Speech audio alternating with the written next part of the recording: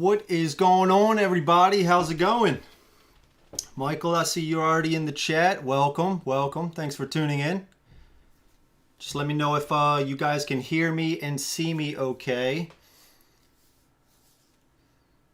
And we'll just wait a little bit longer just to make sure everything is good on the stream.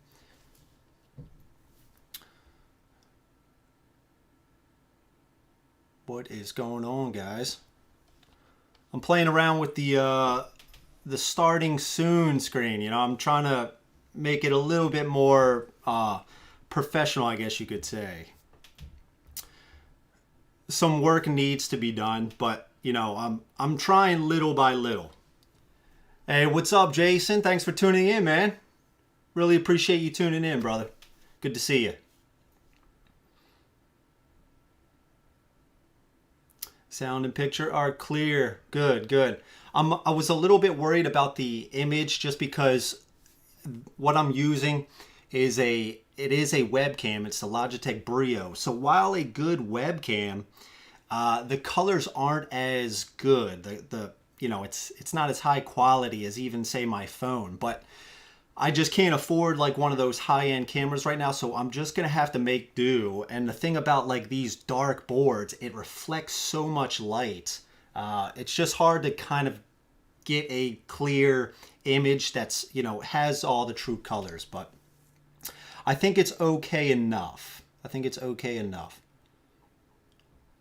Steve Powers, good luck. Can't watch live, but we'll watch the replay. Hey, thanks a lot, dude. I really appreciate that. Thanks for stopping by. That's cool. That's cool. So yeah, we are going to be playing Nemesis Lockdown. I've already played 3 games. The first 2 games I got absolutely decimated. Those were kind of like, you know, my trial games. You know, while I was learning, there are some things different from the core game Nemesis to Lockdown. You know, the CSS pods. We got the power that we're going to have to manage. So, you know, we got computer actions here. So there's a few changes here, which we'll get into in a little bit. But for now, I just want to make sure everything is good. But Jason said everything is good to go. So we have some setup stuff that we are going to have to do. But like I was saying, the first 2 games I played of this, absolutely decimated. I mean, I'm talking like by probably turn 5 or 6. I think one time I got killed by the queen. The queen came out. I was in the nest. You know, and it just so happened I got some bad event cards. So it was kind of crappy. But the third game, I managed to stick around. I was about to win the game. I was about to lock myself into the isolation room. I had 2 contamination cards. And it was, I think, the last round.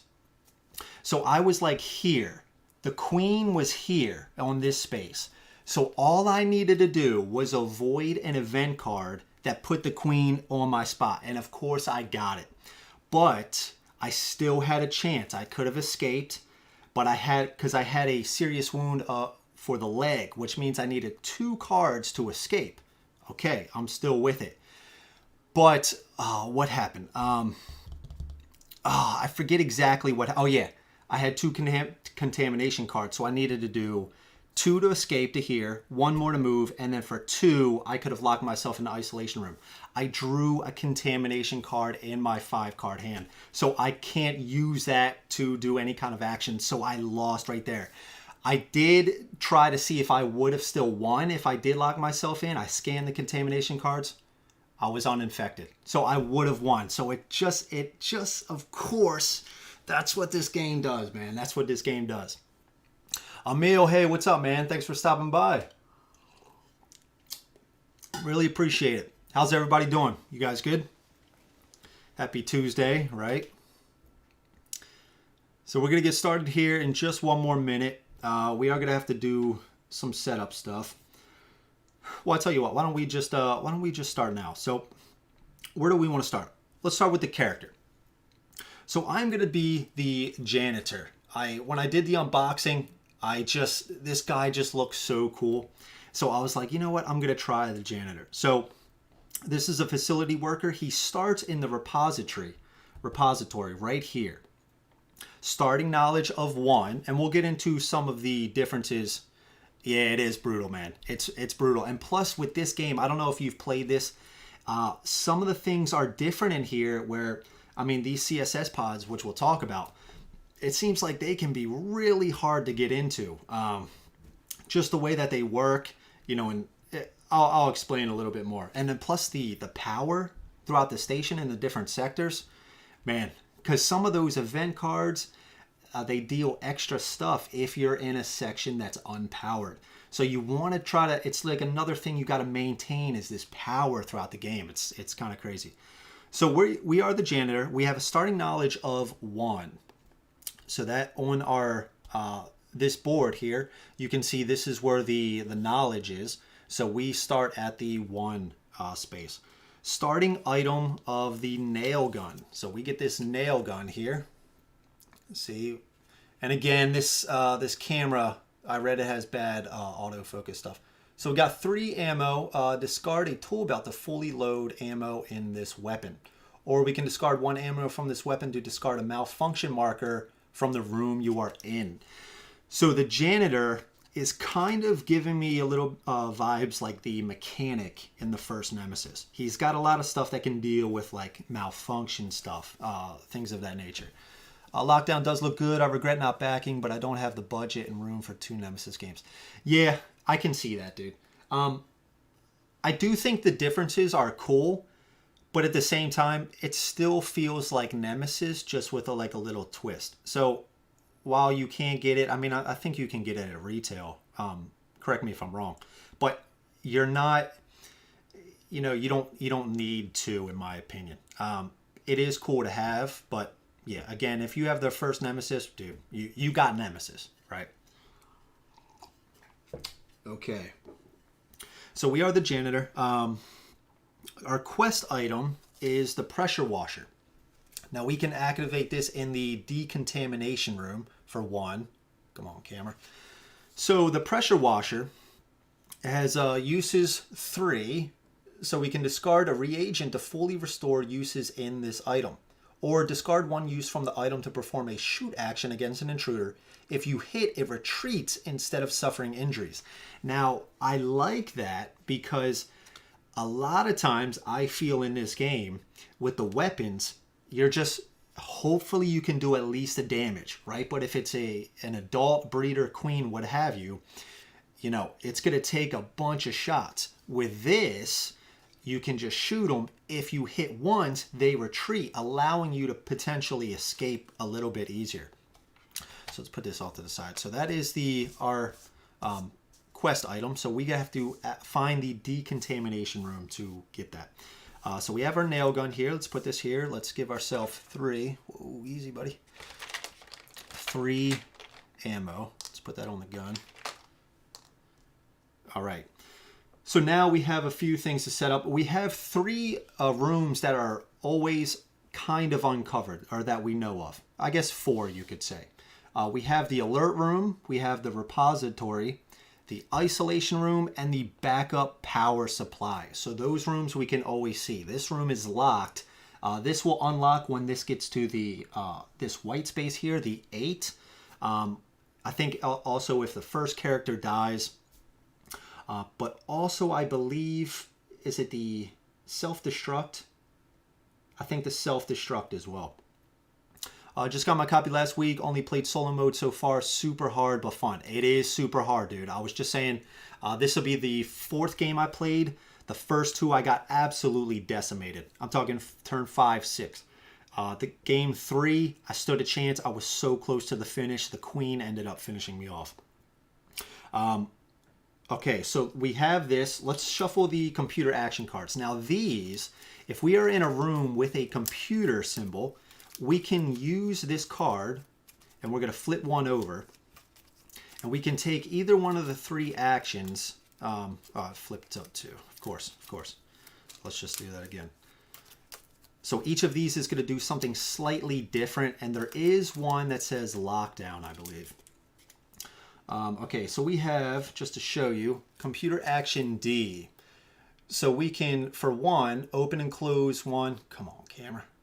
Open and close 1 chosen door, peek at a chosen CSS token, or move the rover. So we can do one of those actions. Speaking of CSS tokens, let's just shuffle these up and we will place these. And these are going to indicate, these are going to go here on this time track.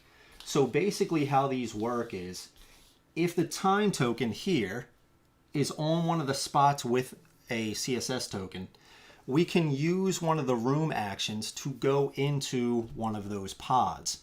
Now, when the time token would leave that space, we check and flip that over to see which pod would basically jettison out. Most of these, well, I should say 3 out of 4, nothing happens, no pods.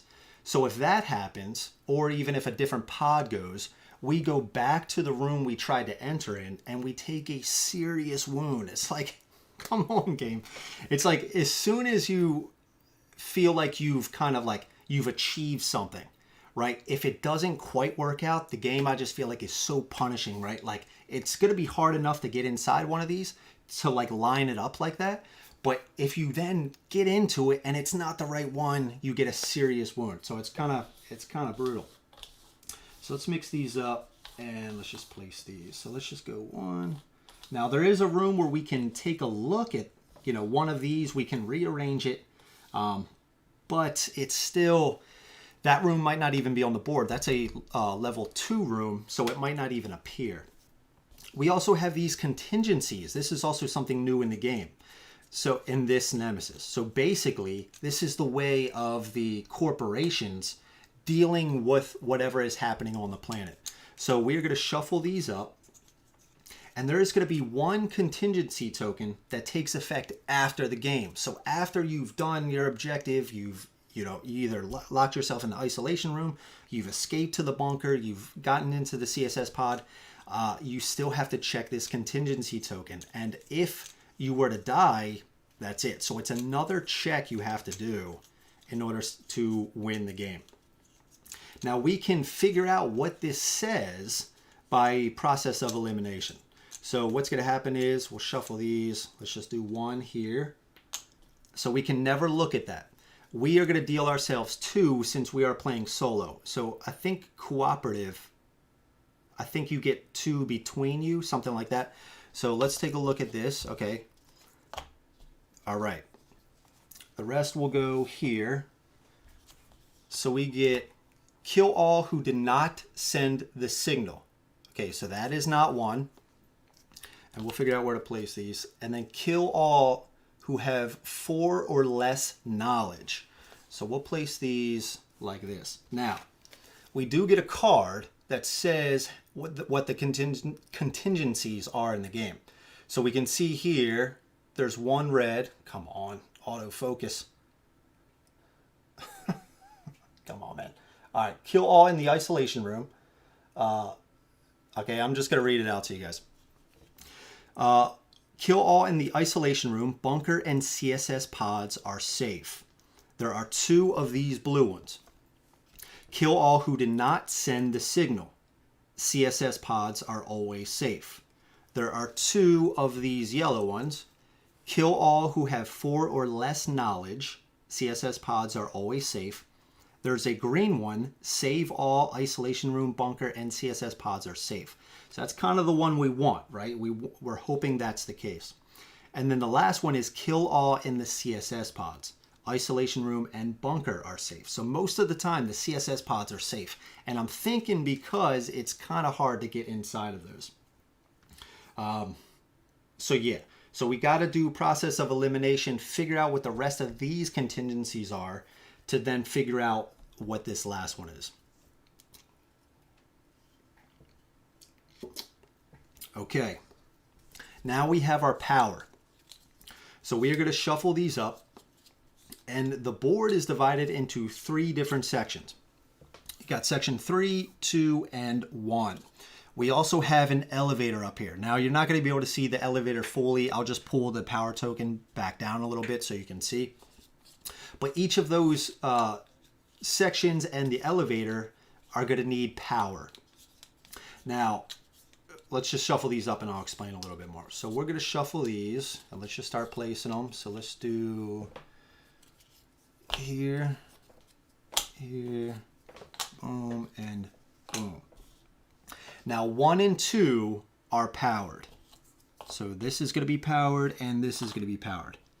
Not quite what I want to see. These 2 rooms are unpowered. So what we can do is this time token has 2 sides, a red side and a blue side. On here on the time track, you can see there are different lines. It might be a little hard for you guys to see, but you can kind of make out like this is a blue line here, this is a red line. So whichever side, let's say this is on the red side, we got a red line right here. When this passes this point, the next, like the highest power token gets flipped, it loses power. So in this case, it would be 2. It would become unpowered. Now we can use this backup power supply to power this, basically turning it on the side. And what that says is only spaces that it passes that are blue would then lose a power. So if we were to pass this red line, nothing gets unpowered. But it's kind of hard because there's already one, you know, right the next turn, it's going to become unpowered. So we only have, you know, this one here. I don't really care too much about the elevator. One of the cool things about the janitor, he has a card that basically says, use the elevator for 0. I think even if it's unpowered, I think. So my first kind of goal is going to try to be get here as fast as I can to activate this, to flip that to blue. Because even if we lose 2, if we flip it to this to blue, it won't depower elevator 1. And we can also use this to rearrange those tokens, getting some power back. So we want to kind of get here as fast as possible. That way we lose less power sooner, if that makes any sense. So let's get these out of the way. Got a few more things that we got to do. We have 5 eggs on the board here. Let's shuffle the weaknesses. And 1 is going to be revealed. And the rest we will have to analyze objects to discover what the weaknesses are. Now we can't take advantage of these weaknesses until we get our knowledge up. So right when we hit the level 3, we can, you know, use this weakness, 5 for the second one and 8 for the third. So let's shuffle these up. We'll reveal the first one. And then we'll do this and this. Okay. So let's move this out. So the first weakness we have is fragile endoskeleton. Man, this autofocus is. Let's see if this works. Any classic and melee weapon attack that deals at least 1 injury deals 1 additional injury. Okay. So again, we still can't take we still can't use this until we get to knowledge level 3. Now other characters are better at knowledge. Janitor, definitely not. So let's shuffle the rooms and let's get the rooms all situated. Let's get this out of the way. And then we'll do the objective. We'll shuffle a few of the other decks and then we'll just get started. So my ideal scenario, likely I'm going to get to this on turn 2. All right, because I'm going to try to take the elevator. You know, I'm going to call the elevator if I don't have that special card and then use the elevator, go to here and then get to the backup power supply. I was so close on one of the games. I got here. This is probably likely on turn 1. I can get a certain layout of cards that basically say use a room, a yellow room, I believe, for 0 cost. And if I get the elevator card, I can just get there. I can do 1, 2, use the elevator. Yeah. So it's 1, 2, use the elevator. And then I think that's 3, 4, and then 5 using that card that lets me use the yellow rooms for free. It's like a certain, I think that's the case. Yeah. So that's like the magic scenario. So we're going to give that a shot. Here's our rover. We're going to place this here. Is there any other questions so far? I'm going to need your guys' help throughout this game because there is a lot. And if you guys know me by now, I can make some mistakes. So that's why it's also cool to have a live chat so you guys can be like, okay, you can't do that, or, help me to catch up. One thing I've been missing a lot is the intruder bag development. I don't know why. It's just one of those steps that's like, I've been like, okay, I got power. Okay, I got to get the okay, CSS token goes, you know, stuff like that. So it's been a lot. I think it's a little bit more than the first Nemesis. So I've been kind of missing the intruder bag development. All right, so let's do the rooms here. Like this.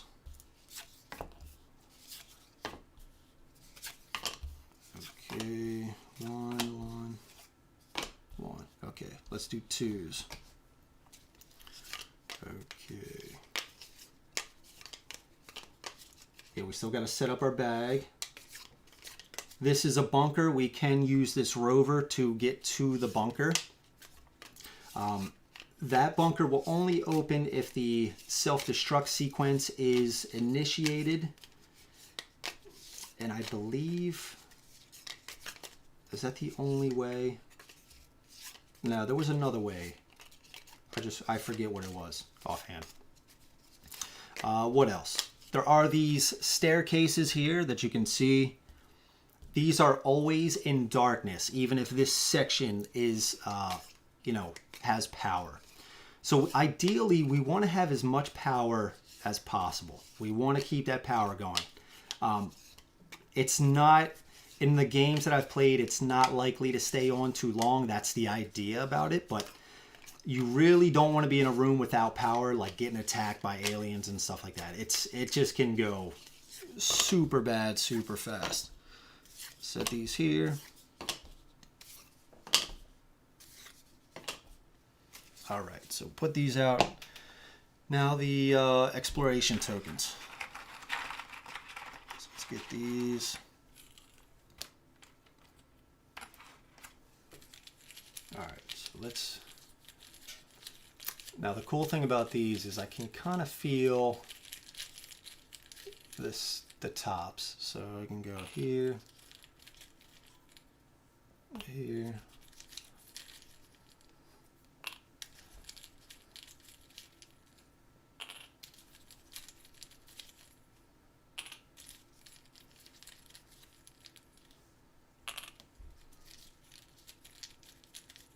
One of the benefits about being in the having the power, being in a section with power, is the noise tokens in the event phase in all rooms, in all corridors not adjacent to the room you're in, they all go away. So it's pretty cool. And plus, if you're attacking an intruder, you get a special like power die. I forget exactly what it's called. But basically, you can have the potential for more hits. You might have to discard some cards to get those hits, but I mean, I think there are better chances. The one game though, I was in a section with power fighting an intruder. Dude, I got 2 blanks on the die. I was like, are you kidding me? There should be no blanks. No blanks on that blue dice. It's already hard enough. It's already hard enough. What are we missing here? All right, let's get this. We got one here. All right.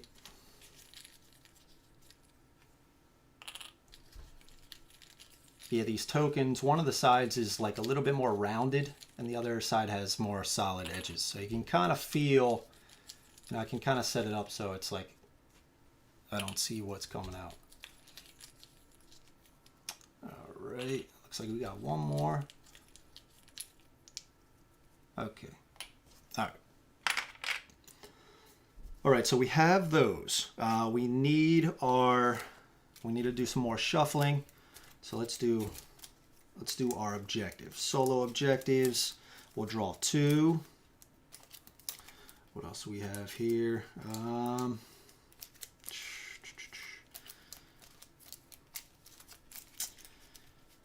So we definitely want to get to backup power supply. I think that's going to be where we go first. That's where we're gonna go first. And also, depending on the objective we get, let's just do 1 and 2. All right, set these off to the side. Nemesis dice are very evil, very evil. Yeah, but these blue dice are pretty cool. Like you can see here, like it has this side here where you can, you know, it's 2 hits. But in order to get those, you got to discard a card. I think for one, yeah. So you get the guaranteed one, but in order to get the second, you have to discard a card. And just to get this one, you got to discard. It's got a double side on it, right? But it still has a blank. Do no blanks. It should not have any blanks on those dice. Okay, what else? So we did those. A little bit more shuffling. Let's get our bag. So one blank, one queen. Let's mix these up. So 4 of these for the creepers. Or the larva, I should say. For the larva. Shuffle these up. Okay. So 4 of these. 1 creeper.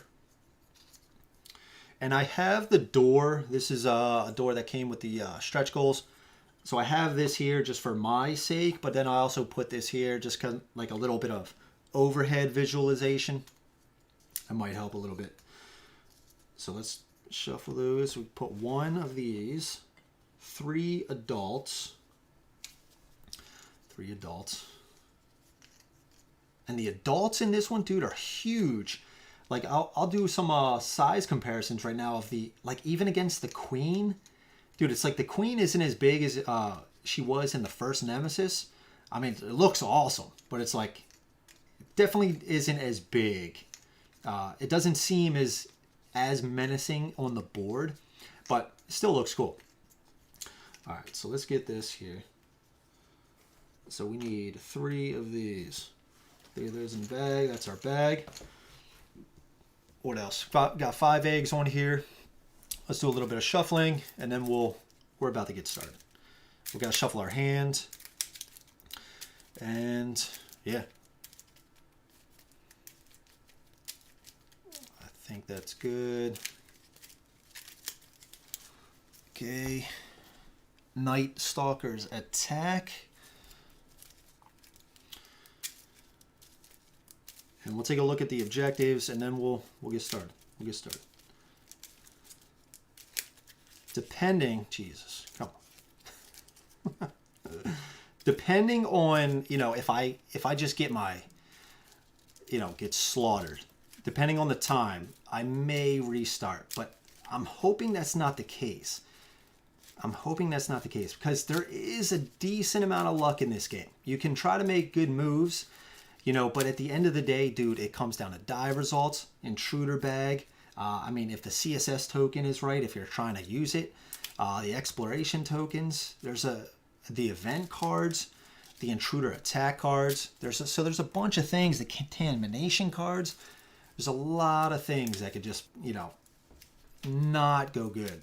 So this is one of those games, like, even if you feel like you're doing well, it can go south very fast, very fast.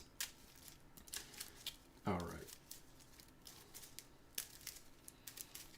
I think this is good. And then serious wounds. And that should be the last one. Okay. So we had, and then our action hand, our hand of cards. Okay. Okay. Yeah, there's a decent amount to this game. So if I do miss stuff, feel free to help me out. I do apologize. It's just a nature of the beast. All right, so this is good for here. What do we want to do? A few shuffles with this. Yeah, not too much. Not too much. All right. That's good. One cool thing about I think it's is it the isolation room? Or is it the repository? I forget exactly which room it is, but you actually draw up to 6 cards instead of 5. Is it the repository? I don't think, nah. Maybe it's the isolation room. I have to check. And that's another one of those things. It's like, I'm starting to really understand the rooms, but I'm still going to need to go back to that sheet quite a bit. I mean, even checking, like, okay, bag development, you know, what happens here? You know, if I pull a queen out, what happens? So I think you put the queen back, you know, if you're on the nest, the queen comes out. If not, you just add an egg to the nest. Stuff like that. You know, it can be kind of, it's a decent amount. Shuffle this, and then we're good to go.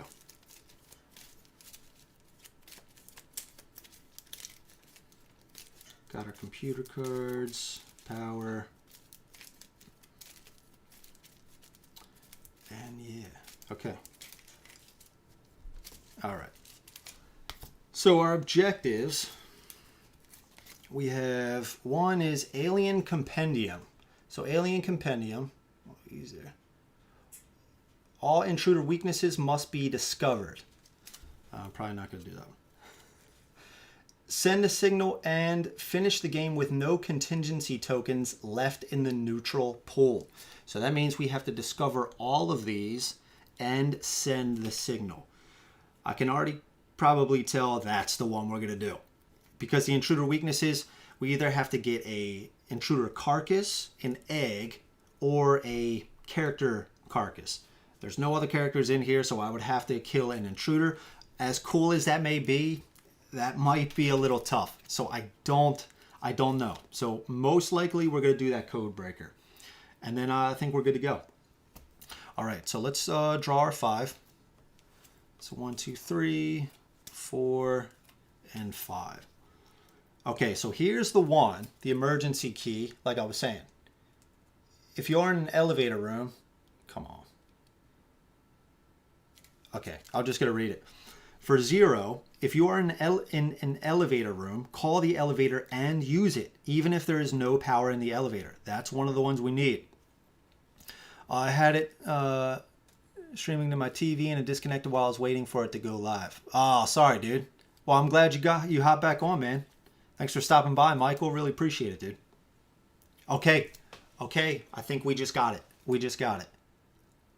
Okay, we just got the ideal scenario. Okay, we also got the maintenance plan. I'm really excited right now. So for 0, if you are in a white or yellow room, use its room action without paying its cost. Those are the 2 cards we needed. So we just have to hope that the noise, we don't get a 2, and then when we go to the elevator room, we don't get another 2. Basically, no encounters. So let's just get going. First, I do want to see which room was it that you drew an additional card. I just want to make sure it's not the repository. I'm already, look, before I even took my first action, I'm already looking up stuff. The repository, where are you? I'm already looking over it. Okay, contaminated room, vent control. Come on, baby. There it is. No, it is not. It is not that one. Which one was it? I'm not sure. Well, it is the isolation room. So it is the isolation room. So this, again, this will open.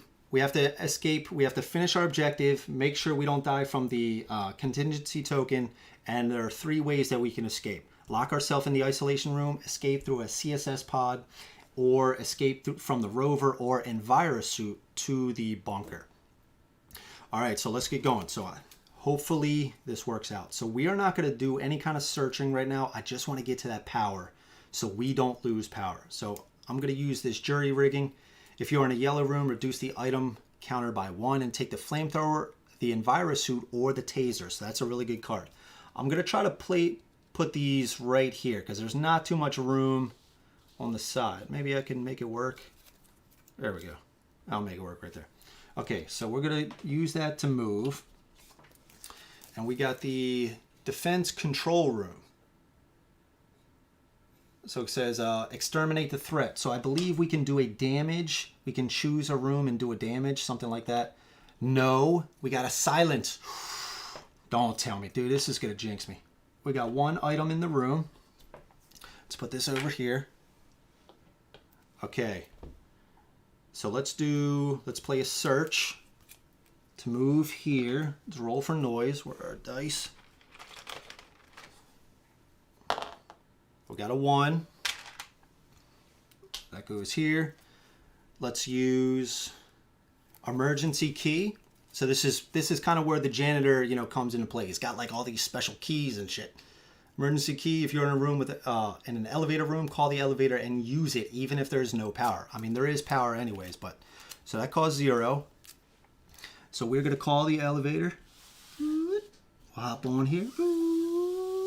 Use it. So now we're here. All right. Search. Going to move. Coming here. Let's roll for noise. Got a 4. That goes here. And for 0, this is the ideal scenario I was talking about. Maintenance plan. If you are in a white or yellow room, which this is a yellow room, use its room action without paying its cost. Boom. So we have flipped this to blue, and we can rearrange them. So what I definitely want to do, knowing the highest number gets turned over first. So it's going to go 2, then 1. So what do I want to do? Do I want to stay in this section a little bit? I think so.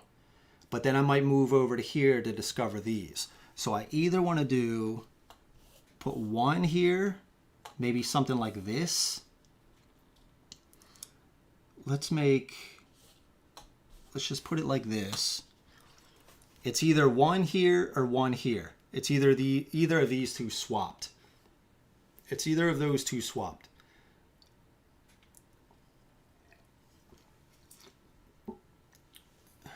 Because if we take too long here, this is going to get turned over, right? So then we'll still be in light, even when that finally passes the blue. Alternatively, if we discover this room, this section really quick, go into here, and then it passes, right when we get in here, it's getting, you know, unpowered. But I think we're going to keep it like this.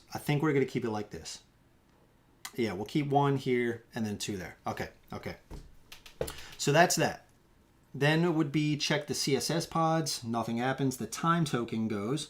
So since it's passing over red, we are blue. Nothing gets depowered. Excellent. Excellent stuff. Now the intruders would go and do all that stuff, but there are no intruders. So instead, we are going to do an event card. So let's do an event. So we got... There are no intruders, so we don't worry about that stuff at the top. We got blue screen. Place a malfunction marker in the, an explored room with a computer and the lowest room number in a section with power. Okay, so place a malfunction in the explored room with a computer and the lowest room number. We got 3. So I think that's just going to be in a section with power. Place a malfunction marker in the explored room with a computer and the lowest room number in a section with power. So that is not going to happen. And it says remove this event from the game and reshuffle. So let's reshuffle the events. Okay. Not bad. Okay. That's good reshuffle.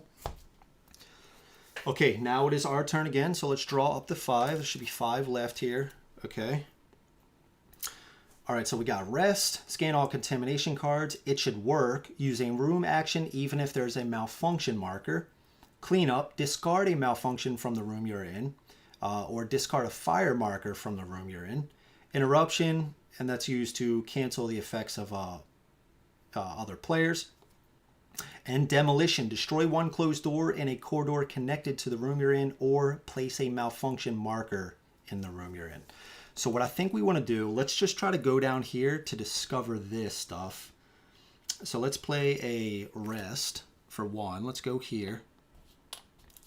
So we have cooling system, initiate auto destruction sequence. So we don't want to do that yet. We got danger. So we're going to place a noise token in every room, every corridor adjacent. And this has a, what is that called? Damn it. Got the name of that. Like one of those core, what is it? The tunnel. I already forgot what it is. I don't know. One of you guys will answer. I forgot what it is. All right, so we go here. There are 4 items. And if you guys don't know, in the solo mode, whatever the number it says on the token, you reduce that to half rounded up. So there would be 2 items in here. So going here. I don't like that that danger roll, or that danger exploration token. Kind of sucks. So let's play. Now, should we use the computer? Yes. Oh, peek at a CSS token.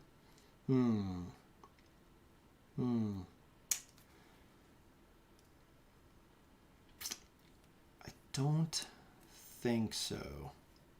I don't have any search, which kind of sucks. Should we peek at one? I mean, do I even want to escape from there? We could try to check one down here. How many cards do I have left? 4. No, we can always do that later. We can always do that later. What I also could do, technical corridor. Thank you, Johnny. What's up, by the way? Technical corridor. That's it. Alternatively, I might want to cycle this computer card back because there are other computer cards that I want. So I could just check just to get that out of here. I think that's what I'm going to do. So I'm going to play an interruption, peek at a chosen CSS token. Now, what I'm thinking of is I don't know if I should check these because I'm going to need to do a bunch of stuff. Like I need to send the signal and I need to take a look at all these. So it's not really likely that I'm going to, escape through those CSS pods. So maybe I want to check like this, some of these down here. Let's just peek at a chosen CSS token. So no launch. So nothing would launch. Okay. And there are 3 of those. So we use this. This gets discarded. So it goes here. All right. So what else do we want to do? I guess let's play demolition, which would be to destroy one closed door, but we're going to move here. So we got surgery. Perform a surgical procedure. So we can get rid of some contamination cards and an infestation on us with a larva. What do we got? Danger again. Ugh. There's already one in the technical corridor. So we go here. Now, what do we want to do? Do we want to go... We have to find the comms room. I forget exactly what it's called. But we got to find the room that is going to enable us to send the signal. And that is in these level 1 rooms. So we are definitely going to need to check these out. So I think we're going to have to do it. Maybe we do something like this. Maybe we go up here and then down here. Yeah, I think so. Playing solo, I keep the peak token turned over because I will forget it. It's my house rule. That's actually pretty good. Yeah, because that's another thing. I've been able to like peek at rooms before, and at first I was like taking a look at these contingency tokens, and then I was like turning them back over. But then I read in the rule book you actually get to keep those. So at first I was like peeking at those. I was forgetting those. I was forgetting these too. But I like your rule, dude. I like your rule. I'm half tempted to do that right now. But let's hold off. If I start like forgetting stuff, maybe then I don't know. I don't know how I'm gonna play it right just yet. I like that rule though. The game's already so tough, dude. I think those kind of tweaks to make it a little bit easier, I'm all for that. Okay, so let's play. I think I want to do. Let's play. It should work to move, and I think we're gonna come up here. Let's take a look at this transmitter control room. Ooh. Send a signal or check an objective, dude. All right, it is on fire, of course. It is on fire. Oh, and crap. How many, oh, Jesus. Does anybody remember, see this, I'm already forgetting this. Does anybody remember how many, it was the danger, right? It was the danger. I think it was that one right there. I think it was 1. There are 2 items in here. So 2, it is on fire. And I do believe that was my second action. So I'm going to take a light wound. But we are in the transmitter control room. Okay.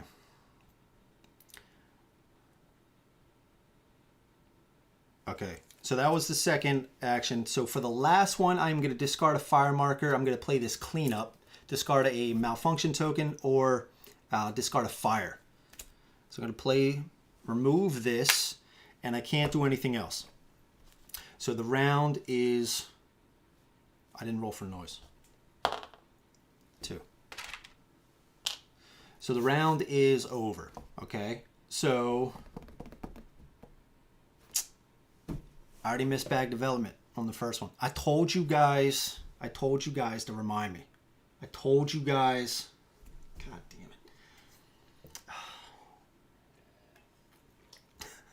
it. Crap. I guess I can't change anything now. I just have to try to remember going forward. Dang it. That sucks. All right, so the time token goes over. It goes over another red one, so we are still on blue. So no power goes out. So now what's cool that happens is in a room with power, all corridors not adjacent to the room we're in, the noise tokens go away. That's why you want power. That is why you want power. All right. So that happened. No intruders. Let's go to event. All right. So we got leaving the shell. Each character with a larva on their character board gets a contamination card and scans it. If it is an infected card, they die. Okay. Otherwise, place this contamination card in your discard pile. Each other character draws 4 cards from their deck and scans all drawn contamination cards. If they have at least 1 infected card, put a larva on their character board. Discard all drawn cards. All right, so what would you guys say? So this basically, each character with a larva on their character board gets a contamination card and scans it. So we don't have a larva. Otherwise, place this contamination card in your discard pile. So that was if it is infected. But if it's not infected, then you would place it in your discard pile. Each other character draws 4 cards from their deck and scans all. But we don't have any contamination cards. So what would you guys say we do with this? Would you just say, just discard this, draw 4 cards anyways, and we don't have it, then put that in the discard? I don't know.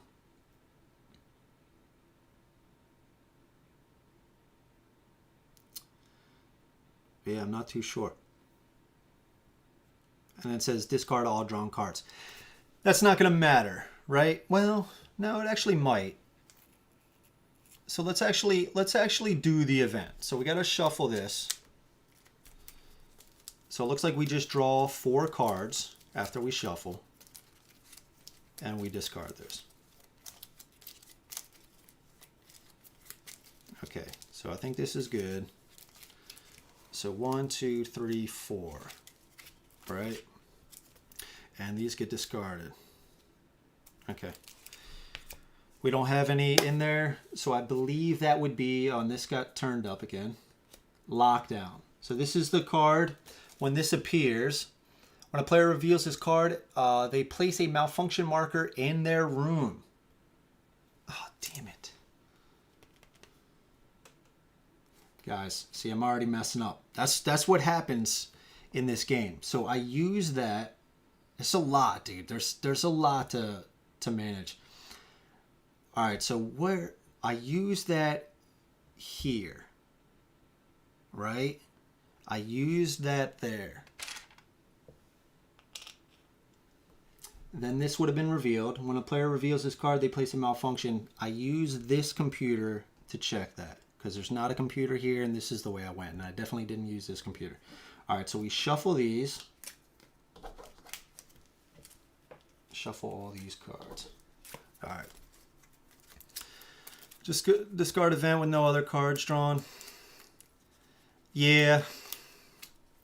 I was thinking about that, but it does say each other player, and it could affect you because, I mean, there could have been some cards that you wanted.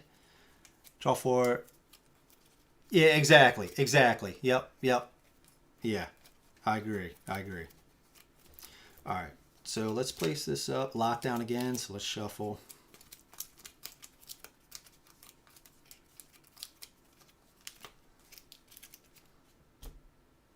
Well, wait, how would that work? That's another one of those things is the game is still relatively new, so I don't think there's as many, yeah, bag development, yes, thank you. I don't think there's as many answers online yet, so like, is that another question? If I drew that right there, does that mean there's a malfunction card token in this? I think so. I think so. Yeah, I'm going to say yes.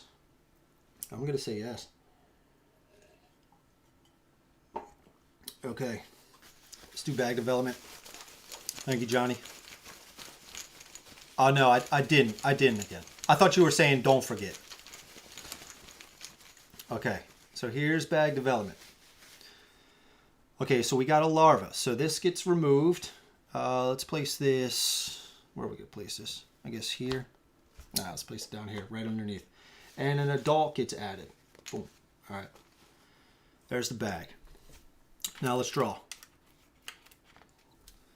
So we got 4, 5. Okay. All right, so we got the elevator room again. Alternatively, we could open or close one door. Jury rigging, if you are in a yellow room, reduce the item counter by 1 and take a flamethrower, Envirosuit, or the taser. Now, a cool thing about the Envirosuit is not only is it useful for, instead of using the rover, you can use the Envirosuit to get out to the bunker, but you don't take fire damage and you don't get slimed. Huge, huge stuff. We could search. It should work. Use a room action even if there's a malfunction marker. So we need to do that. And we need to do that. Okay. All right, so that costs 1. Use our room action even if there is a malfunction marker. So that costs 1, so we're going to pay this rest with that. So we are going to use this. Yeah, so we sent the signal. Here marks we sent the signal. Okay, that's part of our stuff. What's our computer action card? Swap 2 chosen power tokens. That could really come in handy. Say we're kind of done with this room, swap these 2, put this one here maybe, in 4. That could be helpful. Choose one room, discard a fire marker from that room. If there is one, all intruders in that room retreat. And peek at all contingencies of any other player in the same section as you. Not really helpful. Okay, so let's get out of here, right? So let's use this jury rigging, okay? And let's go here, right? Yeah. Okay, we got a power generator. Got the power generator. Stop auto destruction sequence or power a section. It is malfunction. Let's roll for noise. And we got a 2. Oh, God. See, the game was like, you were having too much fun. It was going too well for you. It is time to die. All right. Okay, let's see what we got. We got 2 cards in hand. We are in a room with power, or section with power. So, hopefully, it's not too bad. Okay, we got an adult. 3. Okay. All right. So doll comes on. Damn it. Let's use this guy. Got this guy here. I need to get these painted. I need to get these guys painted. All right. Doll comes on. He gets surprise attack. Damn it. All right. So he does not hit. Only the queen hits this one. Only the queen hits. Oh. Ooh. Okay. Still, it's not good. It's not good. It is not good. We could try to shoot him. We could try to shoot him. Could try to shoot him twice. Contingency plan is why I said it's like Aliens or Aliens 3 instead of original Nemesis being like, yeah. Wayland showed up on Fury, executed their contingency plan. Yeah. Yeah, man, you're right. Switch power to a different area, then use the power generator room. You can have 3 levels light. Yeah. Yeah, that's true, man. That is true. I got to deal with this guy first, though. I got to deal with this guy. So, I could run.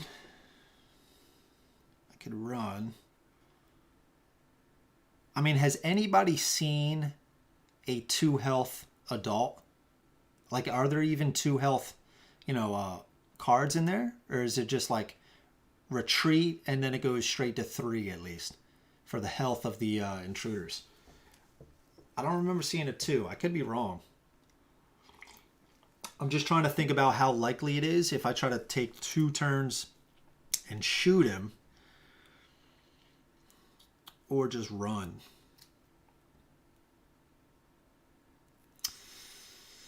Yes. Okay. Okay. There are.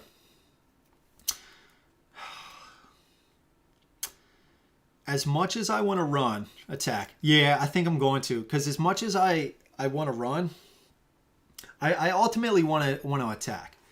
But if I run, he's going to get a free attack on me. I'm going to come here. My luck. We're going to get an event card. He's going to run right after me anyway. Run. I don't know, Johnny. I'll tell you what I'm going to do. I'm going to use the emergency to do 1 attack. All right. I am in a room with light, so I do get to use the blue die. I usually use 2 speed to catch up, but it's not an option, so I'm like 27 behind. Oh, no worries, Michael. No worries. Dude, this blue dice should not have this kind of stuff. Damn it. Damn. Oh, boy. Oh, boy. All right, I think I got to run. I tried. I think I got to run now. I think I got to run.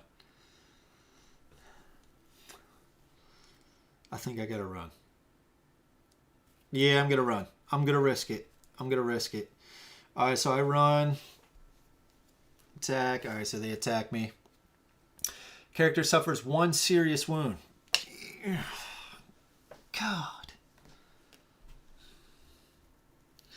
See, here's the next thing.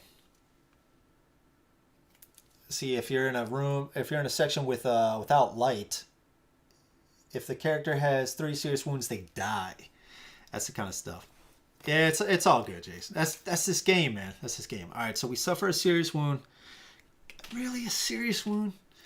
Eyes. You are always counted as being in darkness.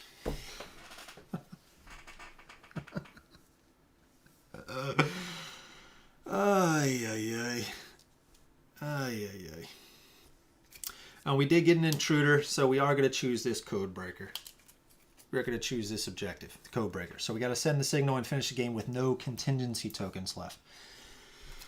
Oh, boy. Just like that, man. Just like that. Yeah. Yeah, that was an adult attack. Yeah, because if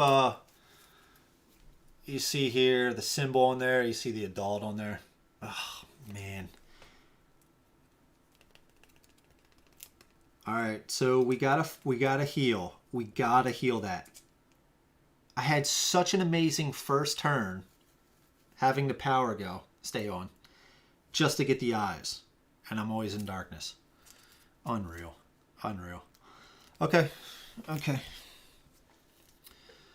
Well, I mean, we're not out of the woods yet. Oh, Johnny. Um, yeah, I got to get that dressed. You may know, or somebody else. I think I was looking at the rule book right before this. When you escape, do you have to roll for noise? I know you have to follow the same procedure for the unexplored rooms, but for some reason, I'm unsure if you still roll for noise running away. I'm not entirely sure. Oh man, there goes the benefit. All right, I gotta get that dressed. I gotta get that dressed for sure. So we'll just wait for 1 second. Damn it. Damn. Man, that sucks. Still gotta roll for noise. Okay. Well, that was my roll. All right, so it goes in 2.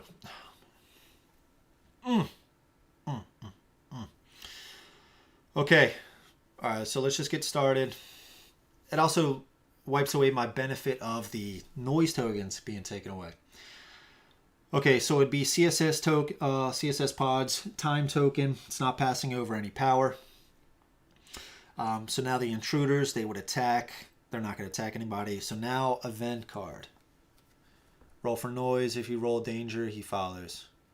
Okay, yeah. All right, so the adult will go down corridor 2. So he's running away at least. Okay. I'm half tempted to go back there. Empower a section. I'm half tempted. Okay. Discard 1 egg from the nest.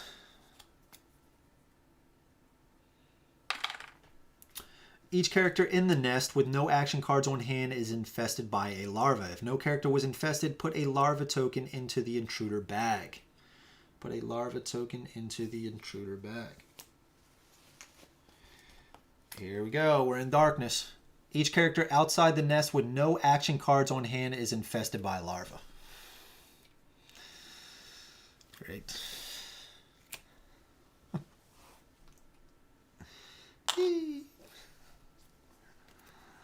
Oh man, guys. Guys.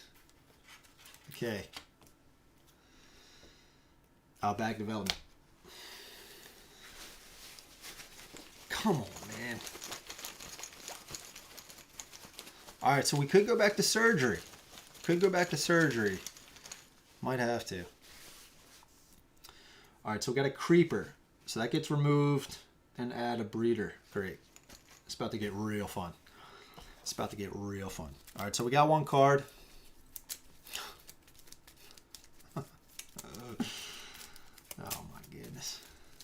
Oh my goodness.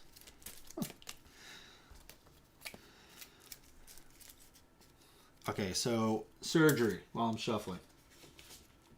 Might have to get into surgery. I believe that's remove the contamination card, but I think I take a damage. Yeah. Suffer 1 light wound.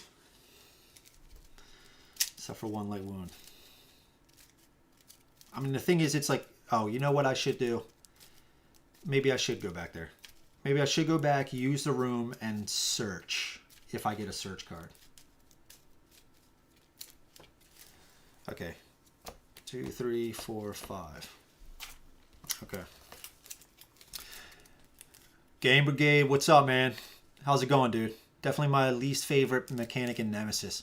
Yeah, dude, and like I was saying, dude, I'm always forgetting to do it. It's like one of those things that, and plus with this, being the new game, already having enough stuff to remember, Nemesis with the new game, remembering to do like some of this stuff can get kind of hard. So not only does it suck anyway, it's like, sometimes it's hard for me to remember. And of course I drew the contamination card. I got 2 search, got interruption, so that's not going to help me. And cleanup, discard a malfunction marker. So I want to keep that, right? Dang. So what should we do? So I think we should get rid of the larva and the contamination card. So maybe we go 1. Hopefully we don't get an intruder. get rid of that, search, and then run away. Oh. Ay, ay, ay. All right, so let's do that. Interruption. Go back to here. All right. All right, guys. It's been fun. It's been fun. I am now going to die. It's unreal, dude. It's unreal. Adult. I have 4 cards. Now, I am in darkness. Okay. So, they do not get a surprise attack. Thank God. Alright, so another adult comes on, though. We're going to use this guy.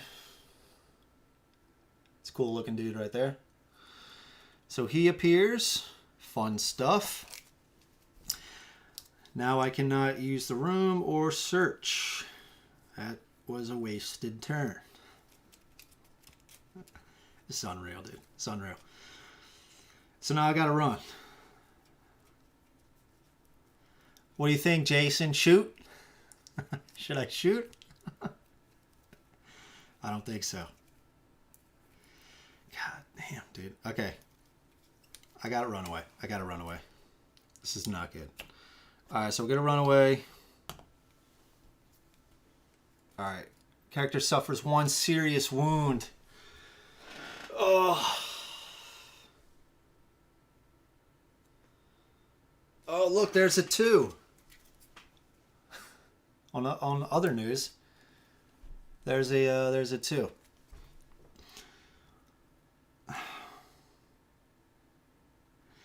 Here's the thing. I don't have the water thing yet, but the water thing is fantastic, dude. The water thing just, it reminds me of like Super Smash Brothers when it's like Mario uses his like blaster and he's like, and he blows them away. Go down in blaze of glory. Yeah. Look, I don't mind losing this game, but not when I'm like, I haven't been able to do too much. You know what I mean? So I gotta suffer a serious wound again. Guts. Each time you pass in the player phase, your character gets 1 contamination card. Come on.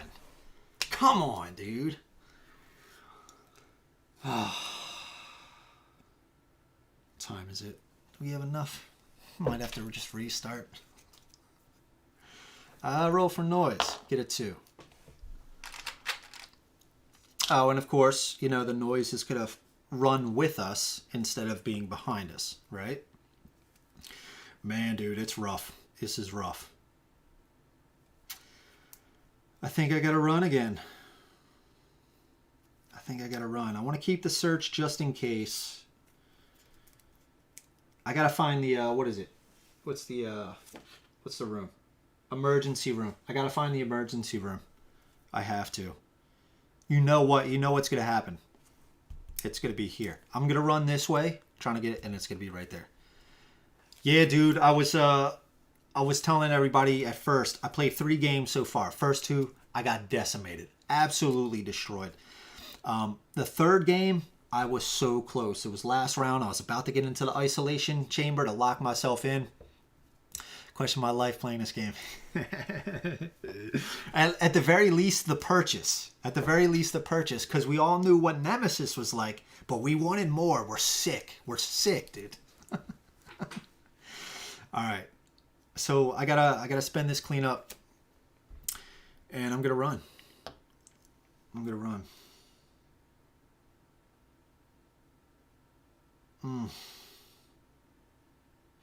Well, see, here's the thing now. I need to really pay attention of my 2 turns. Because afterwards, I will get a contamination card. God, that is rough, dude. I could use surgery to get rid of all this nonsense, but of course there is an adult on there. All right, so I went here. Let's just go. Emergency room. Emergency room. Yes. Okay. Emergency room. Doing a review. I might. I haven't been into doing the reviews too much lately. I've really been enjoying the playthroughs. I might. I have to give it some thought. I'm not entirely sure. So let's roll. Let's check this. Danger. Okay, so at the very least, there's already one on the corridor. At the very least, we don't have to encounter an intruder. So there's 3 items on here, so we're going to turn this to 2. Okay, search. No. Oh, we can't use this to pay. Search. Search, draw 2 cards. Put this down. Here we go. Time for a comeback. You're right, dude. Okay. Got the medical stapler.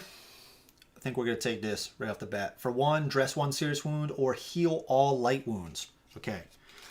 We did pass, right? So we're going to have to take a contamination card. Or it's the caffeine pills. Now, I used this in one of my other games. Basically, it says draw and reveal 3 action cards. Scan all... No, I didn't use this, right? I forget. No, I didn't use this. I didn't use this one. I think it was one kind of similar to this. All right, so we are going to take the medical stapler for sure. So let's just put that down here. You guys definitely cannot see that. All right, so let's put this at the bottom. Nemesis is brutal, but it's one of the favorite games. Yeah, dude, there's something about it. Okay, 1 in 5. Yeah, dude, I think, honestly, I have been liking it. I think I've really been enjoying it. At first, I was like, oh, man, I got to worry about power now, and it's going to do something even worse to me. CSS tokens, what is that? Right? But it has that little twist of, like, it is cool. You know, I think having both, I think I am going to switch it up, you know, here and there. Because it's also cool getting to the bridge in the original Nemesis, having to check the coordinates and stuff like that, so, and check the engines. So they each have, like, their different things you got to, you know, manage. And I think each one kind of has a cool little thing. All right, so let's put this back here. All right, so what style was I on? I did the noise, got the contamination. I just picked the card. This was, okay, my last. So we're going to pass, and that's when I would get the contamination. Okay. All right, so CSS. There's no CSS. This is going to pass over a blue section, so the highest number will get depowered. Now the intruders. Nobody's in the room, so we're going to draw an event. So adults... Oh, no. Okay. All right, so there's 2 corridors that they're going to travel down. 1, then 3. All right, so 1 is here. Oh, my God. That guy goes there. 1, and then 3. Easy, buddy. Easy. Oh, God. Here comes the fire. All right, place a fire marker in the backup power supply and power generator. Backup power supply. Did we discover the power generator? Yes, we did. Okay, remove from the game. Okay, bag development. Come on, man. Oh, this is not good. Do not get an adult. Breeder.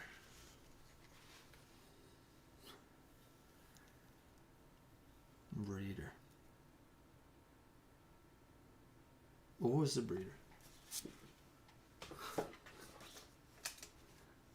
Oh, Jesus. Does that mean he comes on? Oh, no. Still. Perform a noise roll. That's right. Either way, we're effed. Okay. Return this to the bag. Let's try this other die.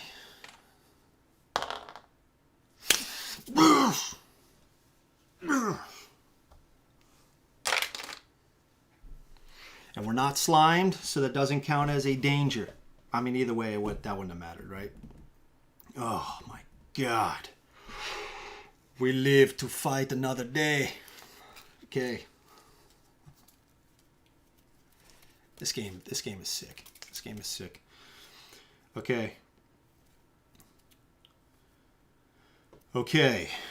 Let's use the emergency room. Treat all your wounds. Okay, for 2. Okay, which ones do we want to do? Okay, we're going to use the emergency and the rest. Emergency and the rest. We are going to use this treat all wounds. So that's basically, you can treat all your light wounds, you can dress all your serious wounds, or I believe, get rid of 1 dressed serious wound. Emergency room, 23. Come on. If anybody knows offhand, I think that's the case. 23. 23.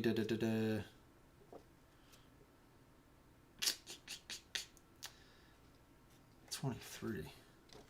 Oh, right? Yeah, it's right there. Jesus. Dress all your serious wounds or heal one of your dressed serious wounds. Yeah, okay. So we're going to dress these. Sorry, guys. All right. All right, so we dressed all of those. Okay. Okay, we are in the light again. We are in the light again. Okay, now we got to run, right? We don't have any other search. We could... I think we're going to save this. We're going to save this for now. The problem is I don't want to get another serious wound, and that probably means we die, right? If we have 3 serious wounds and we have another light wound? Or would that be if we take 1 more light wound? Or 1 more wound of any kind? Maybe we just heal it? Maybe we just heal it now? Or save it in case we want to dress something else. Oh man, that's rough. Okay, we got to figure out these contingencies. I think we're going to hang on to it. So let's play this jury rigging.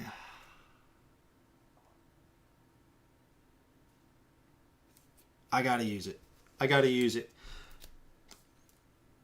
Heal all light wounds. I'm going to use it. Okay. Let's use a maintenance plan. Ooh, we could use maintenance plan. Check any 2 unexplored room tiles, but do not look at their exploration tokens. We could take a look at this and this, but what rooms do we want? Swap 2 chosen power tokens. Of course, I want to ideally get back to the power generator.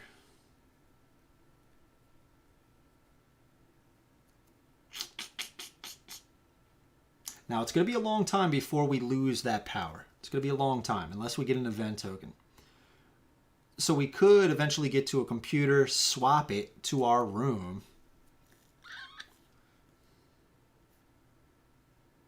Or we could alternatively stay here and treat or heal one of our... Oh. You know what? I should have done that.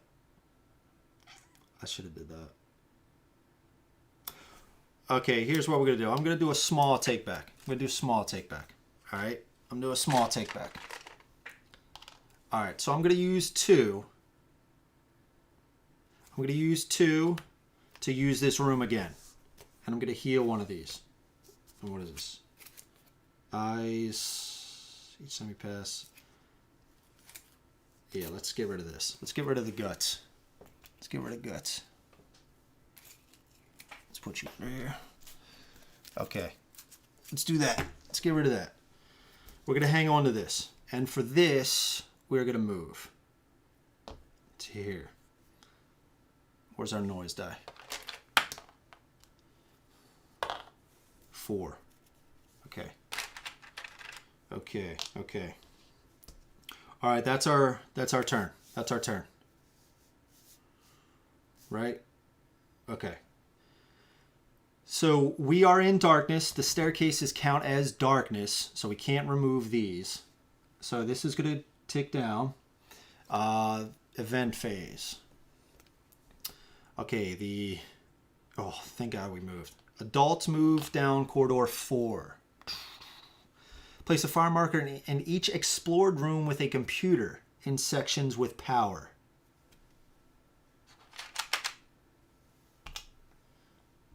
There's no computer here. Okay, remove this event from the game. Okay.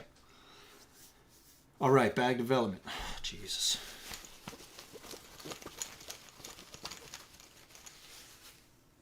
Okay, got a larva. So that gets removed and we add an adult. Okay. Oh boy, oh boy. Okay, so let's draw up. I mean, the problem is we still have a lot of contamination cards. Got to figure out what those contingencies are. And then figure out how the hell we're going to get out of here.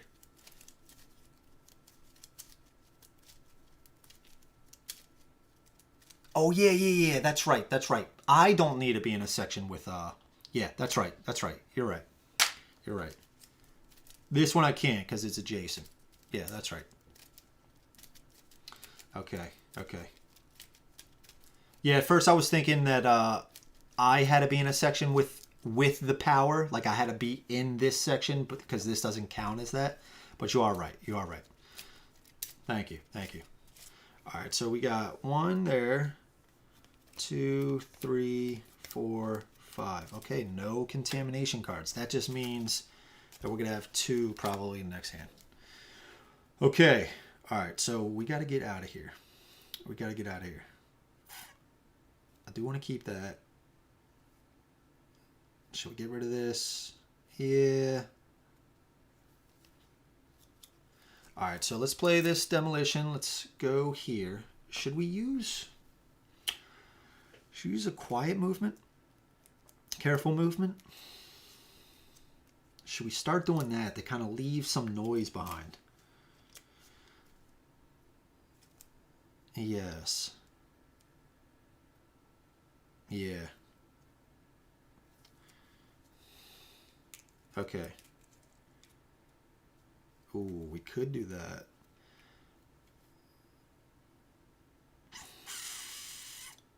Okay, let's do this. Okay, so we did careful movement, all right? So we got the cave entrance. Not too big a fan of this this room here. Cave entrance. Move through technical corridors. The problem with that is you have to take a damage, right? I think it counts as like an adult attacking you. All right, so it is malfunctioned. And there are 2 items in this room. So 2. Okay. Now we could, I think what we're going to do, let's get rid of this. There's already 4 malfunction. Let's do cleanup. Let's get rid of 1. Discard a malfunction marker. Okay. Let's get rid of that. And let's do, that would have been our second action. If you are in a white or yellow room, use its room action without paying its cost. We don't need to do that. There's no computer here. Should we just do quiet movement again? For this, for 0, check any 2 unexplored room tiles, but do not look at their exploration tokens. So where do we want to go? Do we want to do these 2? Maybe I want to check this. Because what rooms do I really need? I need to check the contingency tokens. I forgot what that is. Or no, I know what they do, but what I'm saying is, I think there are some computer actions, as well as, I think,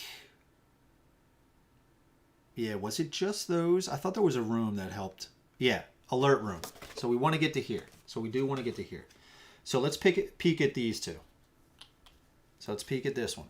Laboratory. Analyze 1 object. All right. You only get half the number? Yep. Yeah, I think I've been pretty good about remembering that. So laboratory. Don't peek at the exploration. I guess we got to turn it back. So we got the laboratory and the archive. We got the archive. All right. So we can use this It has a computer. We get 2 knowledge, so we can take, we can use this first weakness. So I think we're going to go that route. What was this? The laboratory, analyze 1 object, but we don't have an object to analyze. What else can we do in the laboratory? Is that it? Is that it? Yeah. Okay. All right. So yeah, we're going to go to the archive. So we're going to go up through here. So we have 1 left. So I think, should we hang on to this? Should we hang on to this or just move here with this card?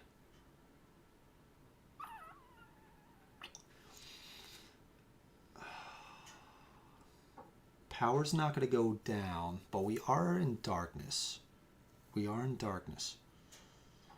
So I think it does have a corridor here. I'm gonna hang on to this. I'm gonna hang on to this because I don't know what this is, and it says I can use a room action even if there's a malfunction marker. So I do want to hang on to that. Okay, so end of the round. Remove noise tokens. This will get removed because it has power.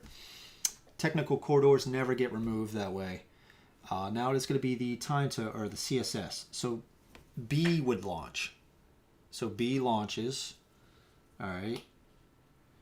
This goes down. It passed a red, but it is on blue. Now we go to event phase. Okay. The adults do not move. The adults do not move. Power surge. Flip the time token to its inactive side.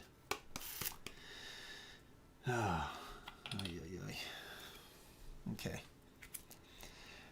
I've gotten that one before, and while that sucks, and it does suck,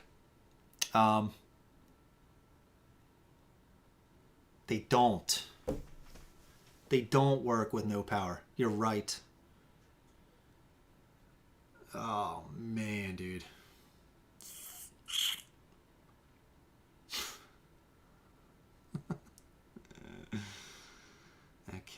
Okay. Thank you, Johnny.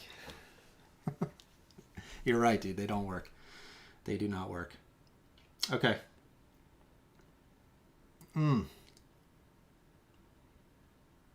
plus now that one's going to get flipped back. I guess. I think here's my goals. Here's my goals right now. Get to here. Check the contingencies, right? Because in the alert room for 2, that is not a computer.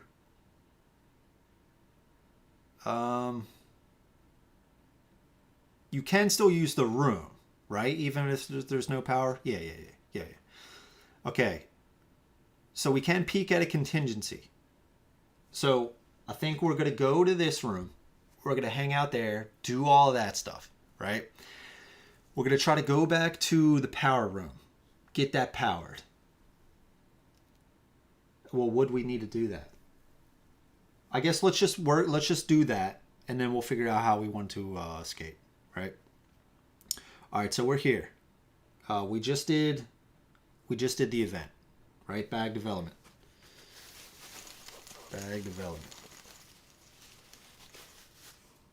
Okay, so we got an adult, so we roll for noise. Put this back in. Let's roll for noise.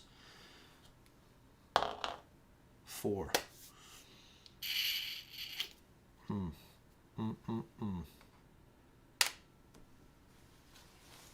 no. A breeder. A breeder.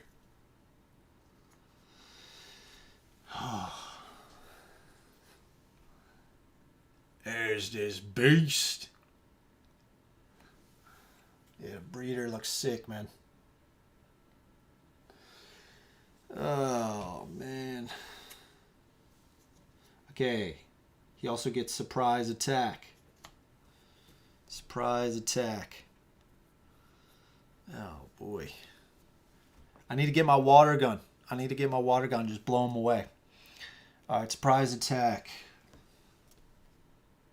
Okay, he does hit. Character suffers 1 light wound and gets 1 contamination card. Character suffers 1 additional light wound, so we get another, we get a serious wound. Oh, man. Knee. The cost of the first movement, including escape. Action in the player's first turn in the round is 2. My knee's all busted up. Cost of careful movement is still 2. Oh, man. Okay. All right. Back to us. And now the problem is I think there's like, we're going to get 2 contamination cards here. So draw 4. Still had 1 in hand. Oh, we got 1. Okay. Okay, we got 1. Oh, boy. Okay. Oh, we'll see here, Johnny. Yeah, you're right. So look, here's a good thing about the, I don't know if anybody else has it. I haven't played any other character yet. So it should work. The second one, if you are in a room with a computer and a section without power, use a computer action. So that's pretty good. So we definitely have to run. We definitely have to run. All right, so let's run away. Yeah, let's run away. Okay, we're running. We know this is the archive. Oh, they get an attack. Of course. All right, guys. I just died. If the character has 2 serious wounds, they die.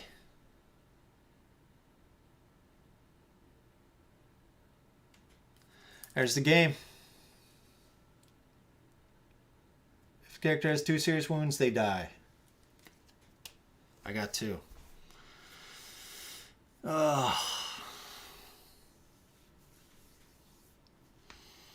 Well.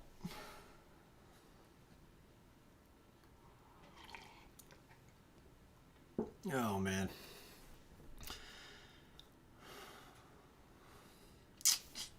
That's the game, dude. That's Nemesis. I'm telling you, dude. Breeder comes out. Gotta run. 2 serious wounds. Brutal stuff, dude. Brutal stuff. Ugh.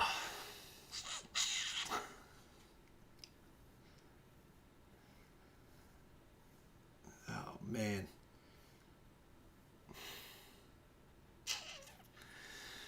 Yeah, so what do you guys think? I want to know your thoughts. Discussing Nemesis in my update video. That's cool. Hey, Game Brigade, I'm sorry, dude. I'm just getting to that comment. Yeah, dude, that'd be cool, man. Just talk about, I mean, if you're still on, just talk about, your experience with the game so far. Easier two-handed. I might actually try two-handed the next time. Survived way longer than I first expected. Yeah, dude, I know. Honestly, man, I felt pretty good until this guy came on. Like, I felt like, okay, I had a serious wound, whatever. I had the medical state. That wouldn't have mattered. That wouldn't have mattered. But it's like, of course, this came out. If you have 2 serious wounds, you die. Oh, man, dude, it's just, ugh. I felt good about getting to here, and I was just gonna post up here, check pretty much all of these, and then just figure out how to get out of here. I felt good. If I could have done this, I felt good.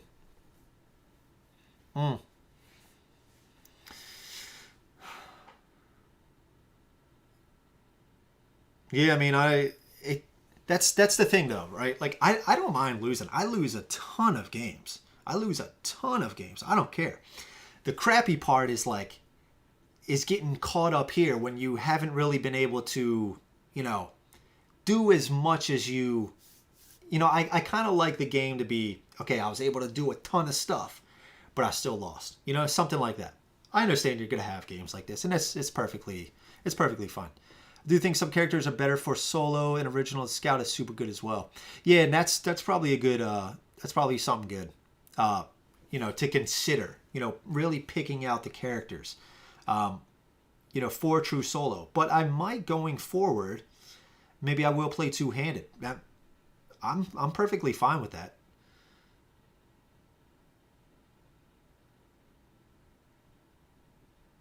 Oh, dude, that's awesome. About painting the Chitrids, Nemesis Facebook, Night Stalkers I posted a few days ago. Fun to paint. Yeah, dude, that's one thing that I definitely want to get these games painted. It's just I haven't really gotten around to it yet. I really do. I mean, I feel good about my painting skills. I've painted some characters for Project Elite. I painted like all those aliens. They turned out really well. I painted the characters for Gloomhaven. The ones that we were playing turned out really well. Do I have those guys over there? No, I don't. I think they're over there. But I'm really happy with how it turned out. So I definitely want to paint it. That's awesome, dude. Did you look at anything or like I know there's some pictures online. Did you look at some of those to get an idea of like the color scheme and stuff like that?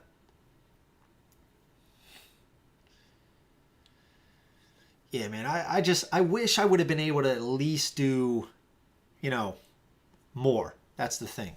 That's the thing.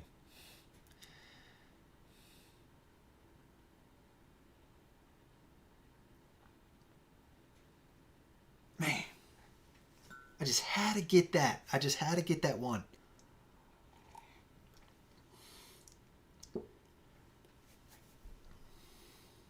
I could have gotten away from him, right? I could have dressed it. I could have dressed it. Got here. We know it was the archive. What was the exploration token? Slimed. So I would have been slimed. It's not the end of the world.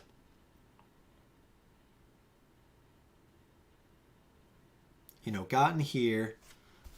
I had a full hand, sort of. I could have used, I could have used another one to get away, right? Yeah. Maybe I could have searched here. I could have searched.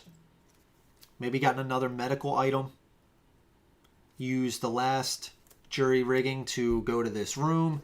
At least be 2 rooms away from this guy. So then hopefully he went somewhere else. The isolation room was about to open once it hit 8. I could have just posted up here, searched those. Hopefully nothing happened, as far as like bag development or, intruders showing up. And then somehow gotten to back to the isolation room. That's the thing about the isolation room, though, is that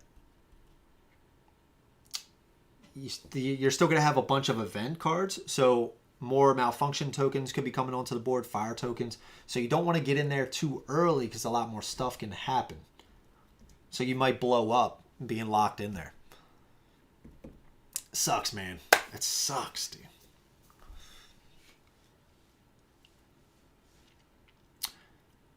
But it's like a loss is a loss, right? It's like it happens in games, especially like games like this. So I don't care about also posting losses. I have other games that I've lost, on the channel. I don't mind posting losses because I think it's a good representation of what to expect from the game. If the game is like this and everybody's like, the game can be kind of brutal, it kind of shows, right? I don't want to just it's like I said, it's a good representation of what to kind of expect from the game. I think next time I am going to try two-handed though. I think that that would be really cool. Well, now that we're not doing it, kill all in CSS pods, dude. Fantastic, a fantastic contingency token. Because we probably wouldn't have gone in the CSS pods anyway. Brutal stuff, man.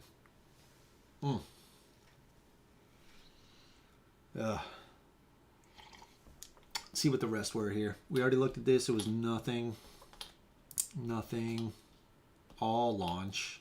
A and C. Okay.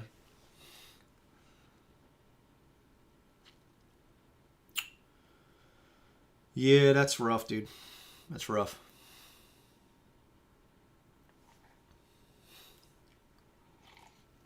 I do also want to thank you guys for stopping by. As always, it's cool, man. I like live streaming.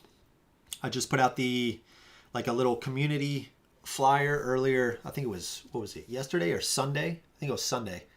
About games to expect live streaming. So Thursday, I'm going to do Planet Apocalypse, another super hard game. Really hard. That one I do play two-handed. I already have a playthrough up on the channel. I really like that game as well, but it can be super hard, dude.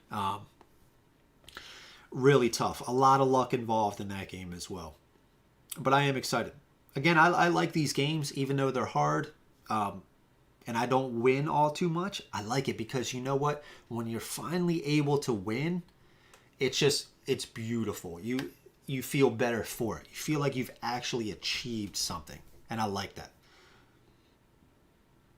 So yeah, I'll have to do another one, right? I'll definitely have to try another one on the channel.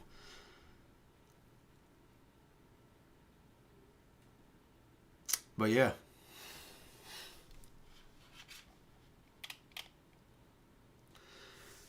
So do you guys have any questions or anything like that? Jason, it was a very enjoyable playthrough to watch. That one high and all the lows are a great representation. Yeah, exactly, dude. See, and that's the thing, right? Over here, kind of early, super early on in the game, I like what was it? Was it 2 intruders? I forget, 2 adults, or maybe it was just the 1 adult, but things were, on fire. I got the serious wound. I got another serious wound. It was like, I already thought I was going to lose back here, right? But then we found the emergency room. It left little treats for you, right? And then, I was able to treat the wounds. Okay, it's looking up. I'm in the light again. Some of the noise tokens are being, taken off. I got out of here. And the aliens were back here, got onto here. I was able to know what's coming up. I had my objective. I was going to get to this spot. Yeah, it was starting to turn out again, but then it's like the game just reels you right back in, dude. Reels you right back in. It was awesome. I'm glad to spend the night watching. Thank you, dude. I really appreciate it. Thank you to everybody stopping by. I always love having the live playthroughs, dude. This is my favorite thing. I've said it the last time I was doing the live stream. This is my favorite thing. Interacting with you guys. It's awesome, dude. Doing it live and you guys able to help me out with the game, pointing out stuff that I missed, stuff that I could have done better. I like that stuff, dude. Failing live on stream, always a blast. But yeah, Chit Trades play very different. It's a great challenge. Change to the aliens. Yeah, it looks like it. Isn't it some sort of like overgrowth? They're like plant life things. That looks really cool, dude. That looks really cool. Thanks for the stream. Yeah, thanks for stopping by, dude. Really appreciate it. Emil and Jason, you guys were here last time. Awesome to have you guys. Seriously, thank you for stopping by.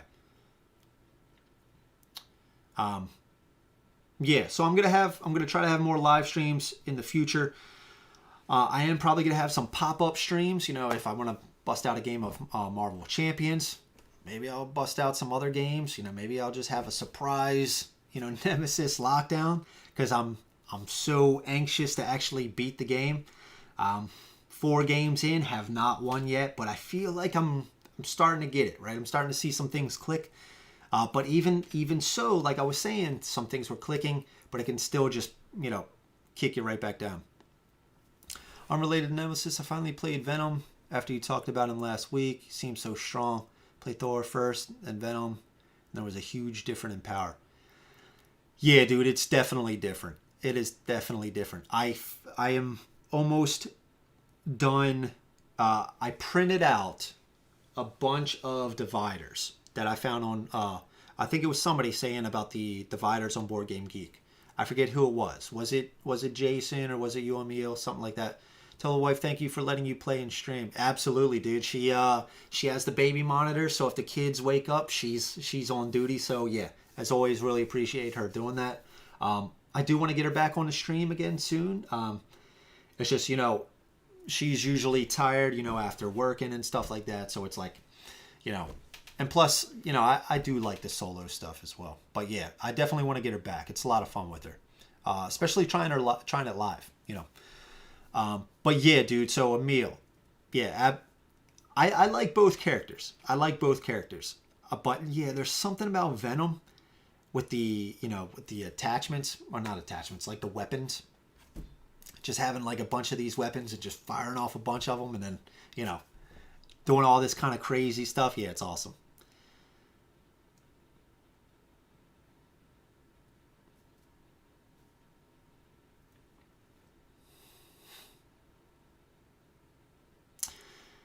Yeah, I am going to have to do this again live. So what do you guys say? What do you guys say? Two-handed or solo one more time if I try this out again? Two-handed or solo? I wouldn't mind doing two-handed. I think that would be cool. Having the people go to different places, uncovering different things. It might help out a little bit easier, and maybe that's why. Maybe that's why it's a little bit easier with more characters, because you can uncover stuff more. Oh yeah, dude. Yeah, you're absolutely right. Like once you play other characters and then you go to Venom and you're getting all those weapon attachments and you're like turning stuff, kind of fast. You're like, all right, 3 damage here. All right, confuse, right? Because you got that. If you're using the pre-made deck, he's got that rifle that does like confuses them or something like that, and then you can tap it, and then if they're confused, you deal 3 damage. Solo is faster, two-handed, better chance to win and keep the lights on. Ooh. Yeah, okay. Because you can have a character kind of, go back to the backup power supply. Maybe light those. Another person get to the power generator. Yeah, I can see that. Okay. Great stream, Andrew. Steven, thank you so much, brother. Thanks for stopping by, dude. How's it going, Steven? Would you randomize?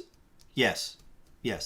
I mainly picked the janitor because first off, I think he looks cool, but all the characters in here look awesome.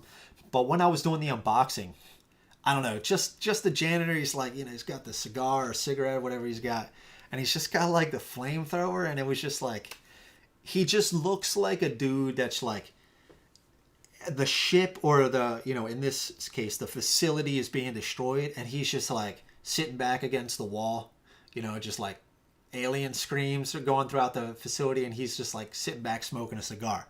I just got that like image in my head, so I was like, let's just try him out. He just looked kind of cool. He's got the flamethrower here, right? He's ready for business, right? So I was like, let me play the janitor. And plus what that allowed me to do is I played the first few games as the janitor. So I was like, okay, I kind of understand a little bit of the janitor's cards. Maybe that's going to be a little bit easier to, do a live playthrough. I kind of get a little bit more of an understanding of how the character plays, so that can, relay to, on the live play. But going forward, I think I did a random for the original Nemesis playthrough. So yeah, two-handed, definitely going to do random. Definitely random.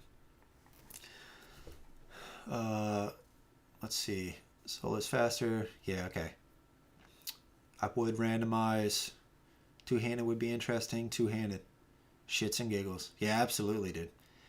Yeah, okay. So two-handed. Two-handed it would be. So next time I'm going to do that. I want to fit it in relatively soon. So maybe Thursday is going to be Planet Apocalypse. Friday I'm going to just chill. I'm going to play some Magic the Gathering Arena online. I love that game. So I'm going to be playing some of that online. So maybe, and that's going to be Friday. Maybe again next Tuesday. I don't know if like Tuesday and Thursday are going to turn out to be like my streaming days or not. I don't know. But I know there was some requests for Conan as well. Just chilling after a long day at work. I hear you, dude. I hear you. I really appreciate you stopping by, man. So I think next Tuesday I was planning on doing maybe a solo playthrough of Conan, but I'm waiting for the new Conan stuff. So I was trying to hold off on that. But what I was thinking is like maybe just do a solo playthrough, and then when the new stuff comes in, maybe I'll just do another solo playthrough. So I was maybe going to try to do that Tuesday. Maybe I'll try to redo this on Thursday. Something like that. I don't know. Because as much as I would like to do it more often, I can't do. Like I get tired. Right, the kids sometimes are up a little bit later, so I can't always dedicate an exact time. Sometimes I hop on with my friends to do D&D over Skype. We use an application online, to track everything. Sometimes I play Magic the Gathering online with another buddy of mine. So sometimes I got too much going on. So while I would love to like do this all the time, it's just not. I mean, it's possible, right? I just don't know if I can do it, right? I'm not going to say there's no time. There's always time, right? You always have time. It's just how do you want to spend that time? But I'm going to try. So right now the jumping point is, maybe Tuesdays and Thursdays, maybe with a little relaxing day, Friday or Saturday, something like that. On the relaxing day, maybe that's like, like I was going to do Magic the Gathering online or Arena. Maybe I just do like a Q&A with you guys. Maybe we just bust out some random stuff. Maybe, I try a few games. Maybe I do a few matches of Marvel Champions. Who knows? I don't know. Maybe we play a tabletop simulator game, something like that. I don't know. Showing after a long day. Yeah, man. Yeah, I hear you.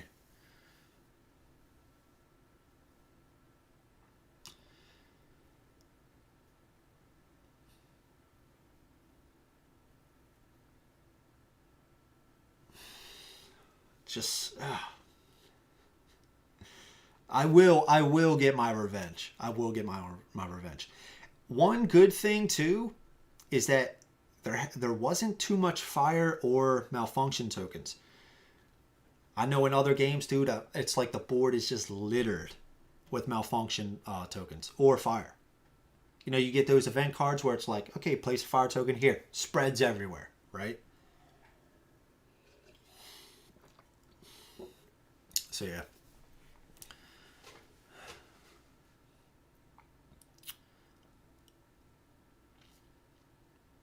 I was half tempted there. Right after I got this, I was half tempted to just reset everything and just go again. I was half tempted. But man, I got the perfect starting hand that I was looking for. It was beautiful. It was magical.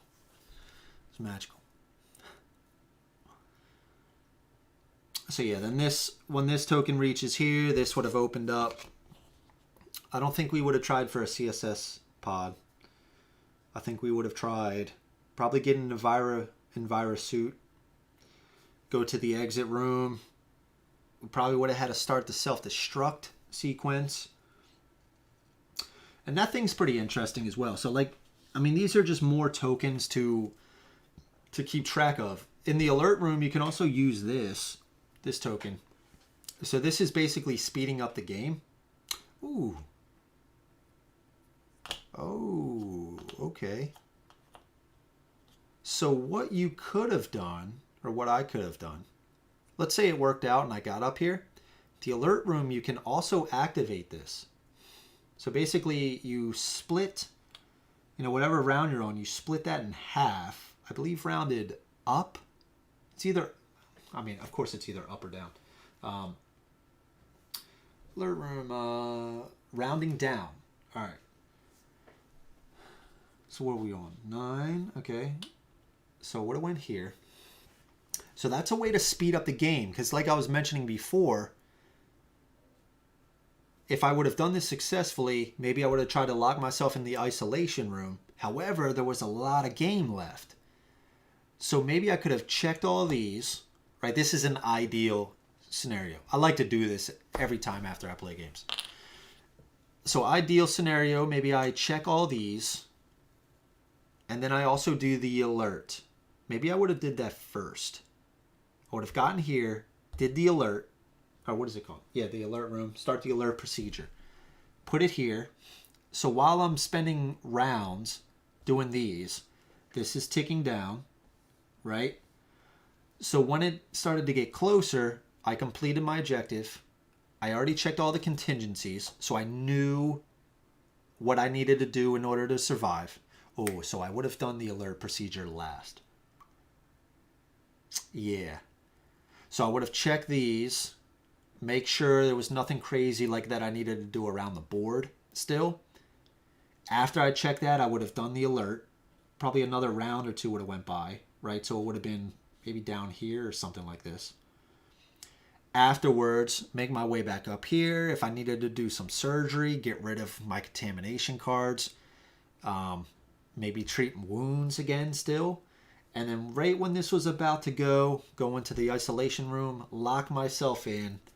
Contingency is done. Objective is done. I'm locked in there. Yeah. Yeah, that's what I would have done. Yeah, that's what I would have done. All right. Unrelated note, Bard Song is on the ocean. Hopefully see it by mid-March. Yeah, dude, that's cool, man. That was a game I was super close to backing. It looked really cool. That was just unfortunately one of those games that got cut when I was making the decision. I was like, I can't back everything, right? And that was just unfortunately one of those games. Always a pleasure watching you play. Take care. Hey, really appreciate it, Jason. Really appreciate you stopping by, dude. I'll see you again soon, dude. Would you try the other side with the Mars surface bases or try the Chytrids species? Ooh, that's a good question. So I think my original plan is this past Thursday, I was going to try to record, not do a live stream, playthrough of this regular with my wife. Then I was going to put out a little community tab for the playthrough today was actually going to be with the Chytrids. But since I didn't get to play that Thursday, I was like, I got to play the regular. So that being said, there's two things. Well, I guess now there's three things I want to try with the game. Two-handed, maybe the standard. I do want to try the Mars, the other side. It's got different exploration tokens. I really like the look of the other side. It looks really cool. And the buildings, some of the buildings are separate. I really like that idea. But I also want to try the Chytrids expansion. So I don't know. Maybe I try two-handed with the Chytrids first. Maybe I try two-handed with the Mars section first. I don't know. I think whatever I do, I'm going to do two-handed. So whether that's the regular board with the regular board and the Chytrids expansion or the Mars side, I don't know.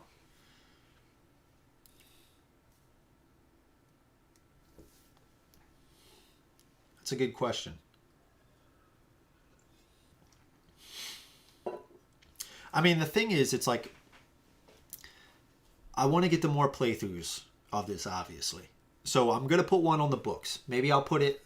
Okay, so here's what I'm going to do. Next Thursday, I do want to do Conan, because I said I would do Conan soon. Maybe next Thursday I'll try this again. On this video... Hey, good night, Steven. Have a good one, dude.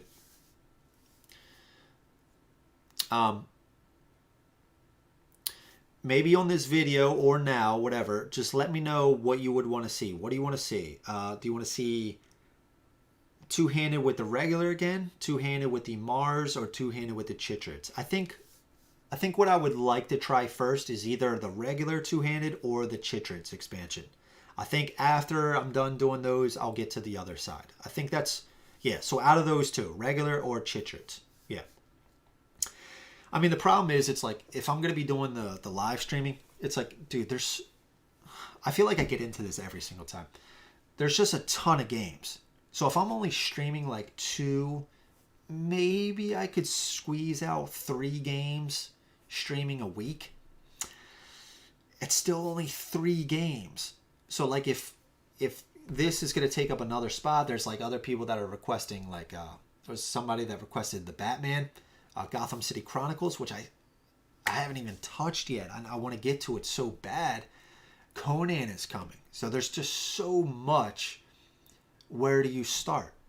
So I got you gotta pick your battles, right? So I don't know. So maybe next Tuesday is Conan.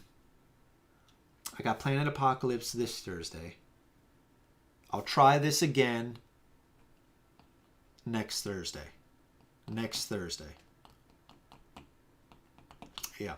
Yeah.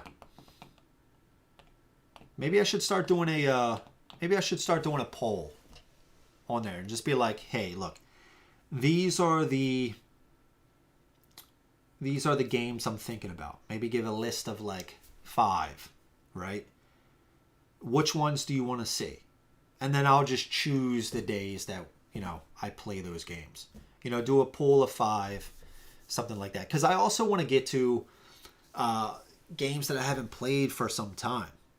And you know what? Usually I don't care. Like, I don't really care if it's not going to be like a total success on the channel. Dude, I want to play the game. That's why I play board games. I like the games. So some of the games, like I don't think Planet Apocalypse is going to do too well. It's not really too, too popular of a game. But I think it's so good. It's so good. I think it's a sleeper. So yeah. So I want to get the Conan. I've been itching to play that for some time. I've played some other games, but I tell you what, I've been wanting to play Xia again. I really want to play Xia again. I love Xia, dude. I love Xia. I love that game. So yeah.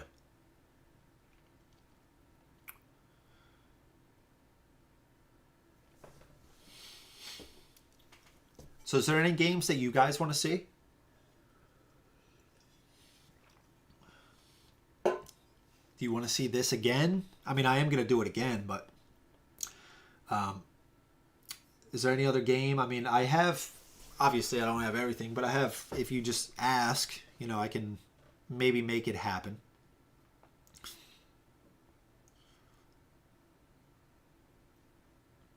More games are coming in. I got Machina Arcana is on the way. Like I said, Conan. It should already be in the States. That was the update from probably 2 weeks ago at this point. That it probably is at the shipping hubs, but because we got email addresses confirming, confirming the, not email addresses, we got emails confirming the address, but we haven't received any follow-up like it was shipping. Though this time I have no idea what time zone you're in. I'm in Pennsylvania, Eastern Standard Time. Too many brews. Eyes Like Cthulhu, Death May Die. Yeah, dude, that's cool. And that might be one that I do. And I'll tell you what else is exciting. I just got Season 2 right here. So I just got Season 2. So I'm itching to play through some of that. I haven't played any of that yet, but I really enjoy that game, dude. It's so fun. It's so fast, too. Man, my wife had a really good time when we played that as well. Good suggestion. Good suggestion. Yeah, good old PA, Steven. Good old Pennsylvania.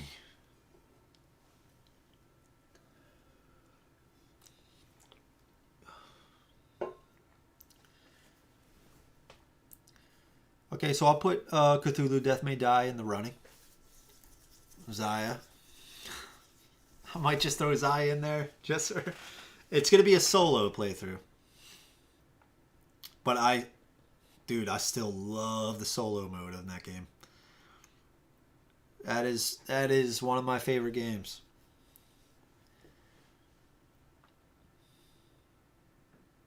All right, so I'll throw in the list of options, I'll throw Cthulhu Death May Die in there.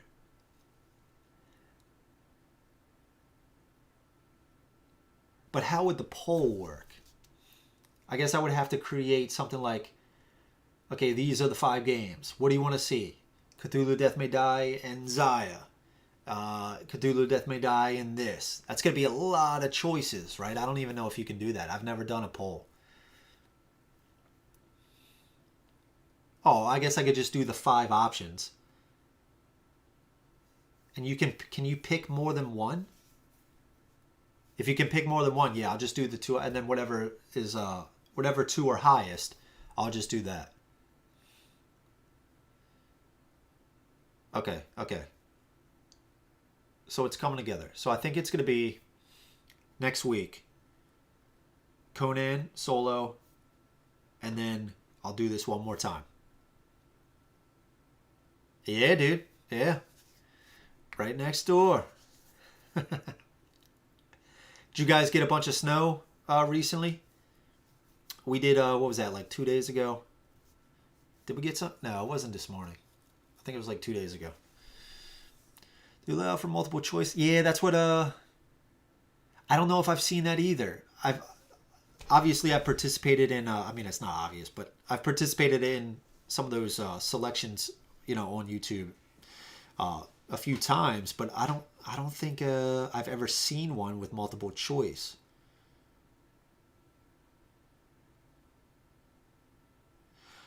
I guess it still wouldn't matter, right? Because if I still put out a poll and people could only select one, then whatever two are highest, I'll just do those. I'll try to do multiple choice.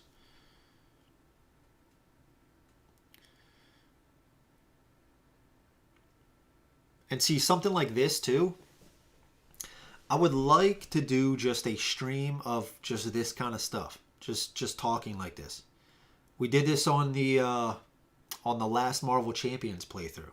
There was like, dude, another hour and a half after I was done the game, where we were just talking about different stuff. I was showing off my, what I was thinking about for organization wise on the Marvel Champions game. We were talking about other random stuff, other board games, Kickstarters and stuff like that. I would like to do something like that as well. Just that sort of stuff. I was also thinking about maybe we could just do a live stream and hop on and look at some Kickstarters. Because honestly, I like live streaming more because I absolutely hate editing. I hate editing. It's just, I can't stand it. Did you wind up backing Marvel Zombies? I'm in for the $1 right now. I'm just in for $1. I am eventually going to add stuff. But I don't know what I am, like what level. Of course, it's really tempting with the large Galactus, getting him. But I don't know. I think as it stands right now, what I'm most likely going to do is just get the base, and then what's the X-Men? Whatever those two together, whatever that pledge is, that's what I'm thinking so far. But I don't know. Usually with me, what happens is I'll go in for, say, that level, but then I'll be like, oh, well, this expansion right here that adds all this stuff is only another $30, right? Or 40, 50. So I'll add that, right? But then I'll hop back on the campaign and I'll be like, maybe I can add this again. So it gets dangerous like that, right? That's what happened with me with Mythic Battles Ragnarok. Dude, I started adding so much stuff over time. And then they extended the PM and I added more stuff. So that stuff can get dangerous, man. So I think as it stands right now, that's what I'm doing. Personally, I hated Zombicide Black Plague. Marvel Zombies was an easy pass for me. Interesting. And as you know, that's usually the one that people, usually rave about. I have second edition. I really like that game. I do really like that game.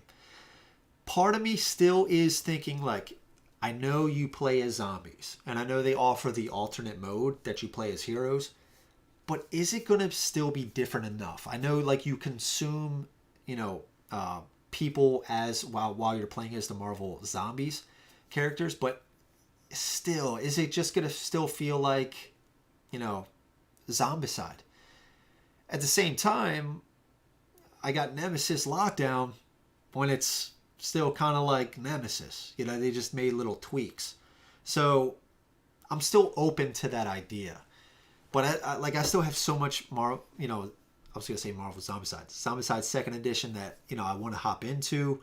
I only have, again, like we were talking about before, I only have so much time. And then if I'm gonna stream some games, that's gonna take away some time that I want to use for other games. So it's like, if I get more Marvel Zombicide, am I gonna play all that? How much do I need? Am I gonna spend that $600 and some and like barely touch any of it? But you have that FOMO, so you want all that stuff. I'm trying to get away from that. I'm trying to get away from that more and more. Okay, did you yes we did. Now it's all gone. Yeah, it's about all gone here too. We still have a little bit on the ground, Steven. That's why I picked that one up in particular. Yeah. Yeah, people still rave about that one, dude. That fantasy setting, that really gets them. But I tell you what, man, I do like Zombicide. I do like Zombicide. It's not a favorite game of mine, but it has some really cool moments. It's one of those games where it's like you could just go in there if you find some cool weapons and you just want to blast some zombies. It can be that type of game. Hero mode, yeah. Did you back ISS Vanguard? No, I did not. Back when that game was getting a lot of hype and buzz, I had Tainted Grail by Awakened Realms. I had Gloomhaven. Did I have any other campaign type games?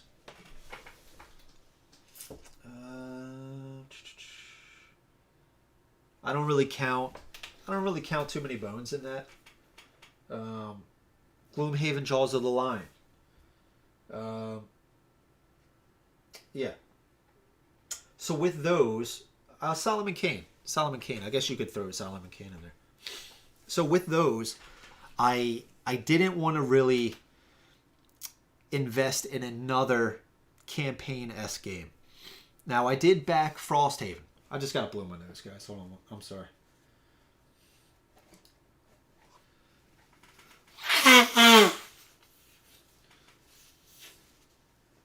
Now, I did back Frosthaven.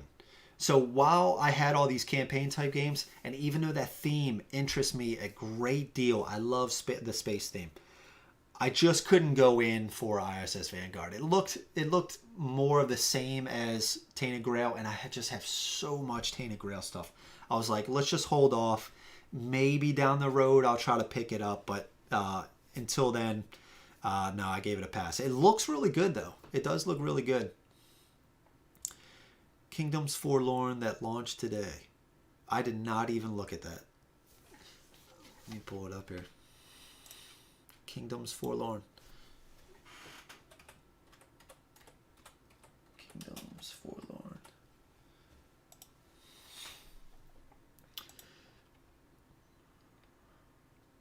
Oh, it's doing very well.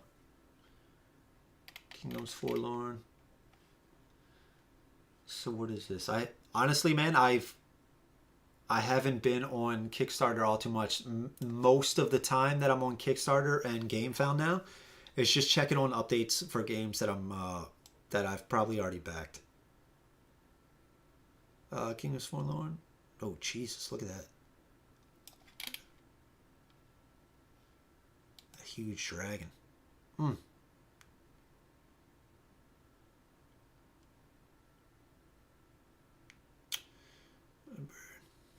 Look at that early bird. A little it's like a monkey. He's got like a telescope. That's pretty cool.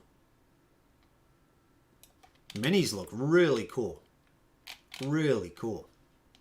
So what is this? Is this another campaign game? Dude, that dragon looks sick. That dragon does look cool. Okay, it's got dice. I'm interested. 30 plus tiles.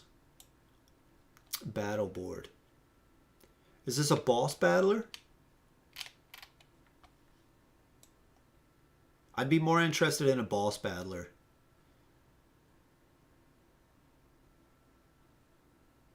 I have Oathsworn. Oathsworn is coming as well. I didn't get the minis pledge. I got the standees. I am perfectly fine saving, what, 80, 90, $100, which would be including the shipping. I think it was like $80 extra for the minis. Minis look fantastic, but dude, I got like all these, dude. I don't even want to count all the minis I still have to paint. I'm not gonna paint all the games, and plus with Oathsworn, dude, if you're playing as like a campaign type deal and you're just getting out the the minis, you're fighting that boss and then you're moving on to the next one, put the one back in the box. I'm not upset about just getting standees for that. I think the standees looked fantastic as well.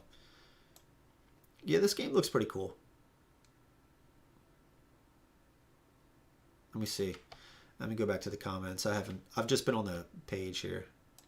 Let's look at this. Let's put. Oh, let's see. That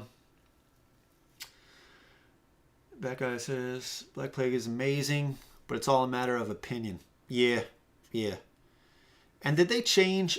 I don't even know that. I've never played Black Plague, but what's the main difference for that? Like, did they change a lot of stuff? I mean, I know like the second edition is more modern, right? But like, what's different? Like the misses if you're shooting a ranged weapon, something like that. Apparently, it's like KDM. I was gonna say that like the board looks like a KDM board. It looks kind of like that, so it is kind of like a boss battler. That's cool. I mean, that's more interesting than another campaign type game for me, at least. How much was it? Oh. Yeah, I mean, it's not cheap, right? 251 for Elite Core. I mean, that's not terrible, right? That's not terrible. Kingdoms Forlorn. Dragons, Devils, and Kings. It's doing very well. Just got my copy in the mail. Can't wait to crack it, open a brew, and get started. Yeah, dude. You talking about Nemesis Lockdown? Yeah, dude. So I lost in case you didn't see, I lost in not so spectacular fashion. I had a really bad run right here. It started to turn around right here when I was running away. And then I got this guy who then basically drew when I was trying to run away from him. I had my game plan all set. I was going to do check out these contingency tokens. I was probably going to set the alert token so it ended the game a little bit early. And then I was going to run back to the isolation room and lock myself in there. But of course, this guy right here, this breeder, got this card which basically said, if the character has 2 serious wounds, they die. And I had 2 serious wounds. 2 serious wounds. I was watching some previews. Vids, it looks so fiddly. Yeah, dude, that's dude, fiddly games, man. I'm trying to steer clear, dude. I have no time for those kinds of games, dude. Tim Winter, what's up, brother? What is going on, dude? How's it going, dude? Thanks for stopping by, man. Really appreciate it. For those of you that don't know, Tim W is my dungeon master. He was actually the guy sitting across from me when we were playing those 3-player games. Zaya and Blood Rage. What else did we play? Dice Throne. So good boss battlers. Can't wait for Vagrant Song to come back in stock. Yeah, dude, some people are raving about that one, right? Vagrant Song? I don't know too much about it, man. I feel like so I got into the hobby, right? Once it started really blowing up, I was checking like Kickstarter nonstop. I was like reading everything, right? I had all these pledges, yada yada. I backed a ton of stuff. I knew, anything that was coming out like in advance, all this stuff. When I started making doing the YouTube stuff, it kind of slowed down a little bit at first it didn't, because I wanted to do more Kickstarter coverage, but then it started slowing down because it was consuming so much of my time, and I was like, wait a second, dude, I'm spending all this time on Kickstarter and not playing the games as much as I want to. So I was like, it's kind of transitioned into, hey, dude, let's start playing more of the games, on the channel. And that's doing this. I feel like it's kind of gonna, fall into more of this. Now I'm gonna have other videos. I want to do like my top 10 of all time games that I've backed or acquired recently. I was saying the last time I want to do like a little studio tour. Show you kind of guys. Because I got a shelf over here, I got a shelf back here, so I want to show you guys more of that. So I want to do these videos, and that stuff takes time. Plus, I want to play the games. So how do I merge those two, into making the videos and playing the games? I'll play games, online.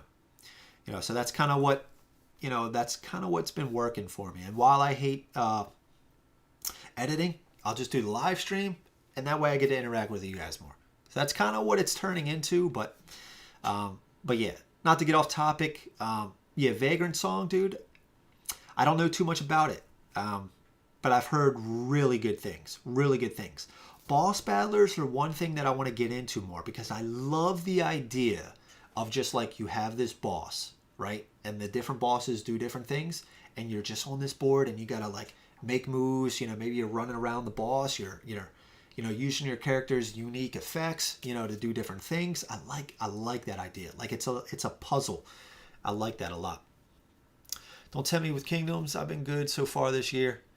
Yeah, so have I, dude. I still have to complete. I still want to add more things in the Too Many Bones, Unbreakable. I want to add a few more things. I'm getting ready. Who knows when the Lords of Ragnarok PM is going to open? So I'm trying not to go in too much. I think that's also why I've been staying off of it, because I already have things that I plan to allocate money to. So I don't want to back too much new stuff. But like Final Girl 2, I want to back some stuff in there. Played Zombicide this weekend, and we ended up with a massive amount of zombies on the board. It's a huge pain in the minute. Yes, that's the thing. It's fun, but then it can get out of hand really fast. And if you have all those zombies, you can only get so many Molotovs, man, to clear the board, right? So you gotta like manage that, going, through the game. Yeah, that can get really sketchy. Really sketchy. Really sketchy. But did you like it, Emil? Oh, no. Well, you didn't say... Sorry, at first I thought you said, like... I thought you were meaning that was your first time playing it. That wasn't your first time, right? You're just saying about, a situation in the game. Let's see. Friendly Fire. Feels slower pace to me. Okay. Still need to back Too Many Bones. Yeah, bro. With the shades. What's your mini from a previous game? Yeah, dude.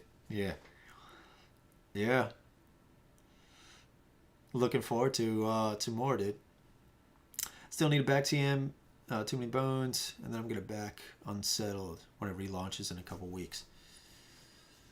Oh, Unsettled. Did I make a note here? Oh. No, I made a note, Uprising Curse of the Last Emperor. I guess that's coming back to Kickstarter as well. I just don't know when. That game looks really cool. Really cool. Yeah. Sorry, I thought I was getting mixed up with Unsettled and Uprising. But yeah, dude, A Cosmonaut, did you have you played Too Many Bones before? Are you just adding more stuff, or is this kind of going to be like a first? It was a good experience still. It was my first time. Oh, that was your first time. Okay, cool. How many people did you have playing? And you played with all 6 characters, right? Like you played with 6 characters?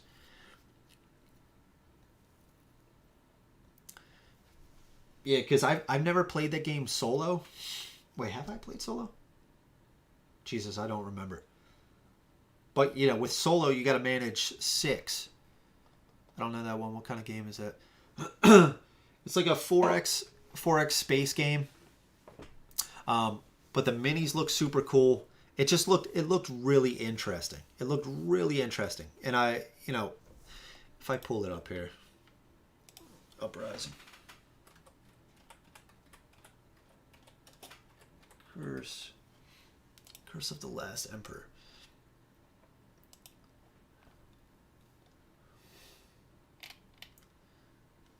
So let's see. Let's go to let's see the Uprising. Yeah, fully co-op 4X game. Set in a grimdark fantasy world. Oh, it's not. Oh, jeez. Why did I think it was space? Oh, because it looks. Yeah. Okay. So it's not. It's not space.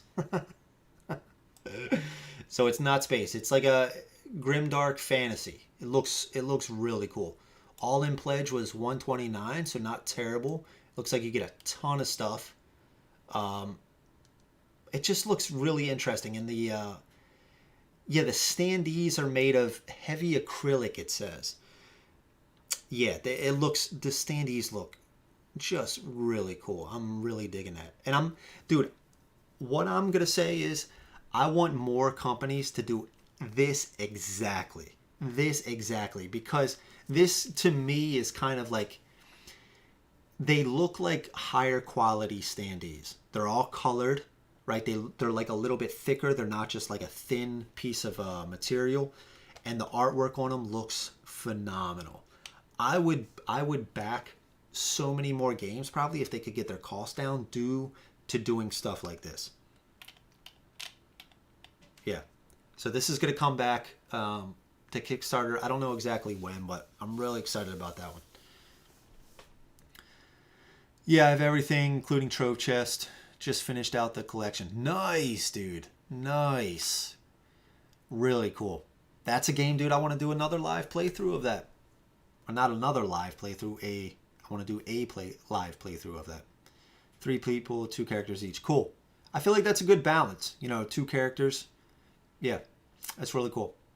Wish I knew someone who had too many bones because I'd love to try it out and see if I'd want to buy stuff from the late pledge before it closes.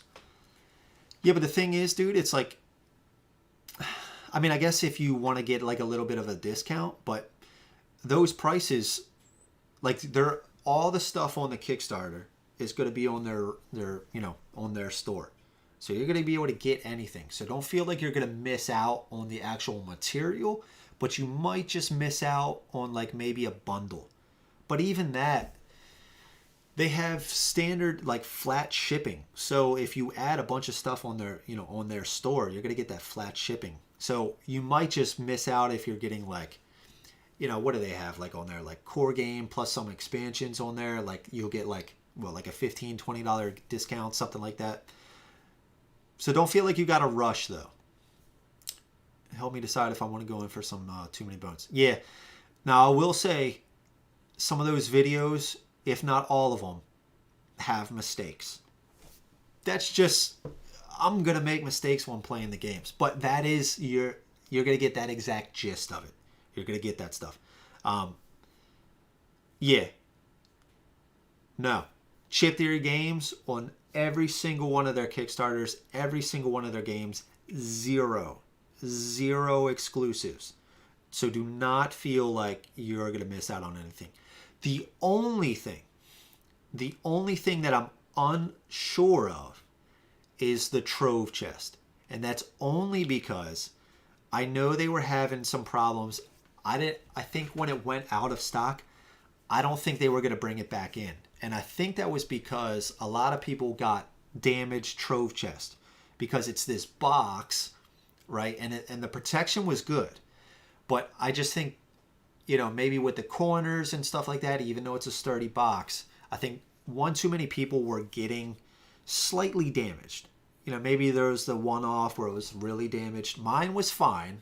There was some, I think, a little bit of scuffing here and there, but it was fine.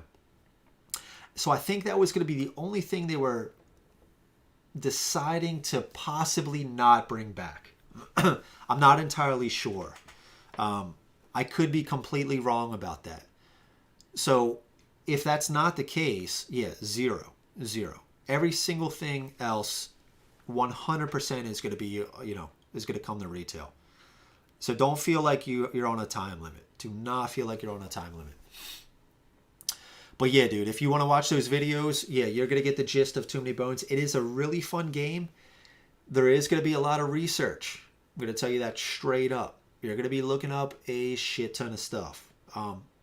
I did not mind that. I actually enjoyed that process because I knew it was a game that I was loving the game.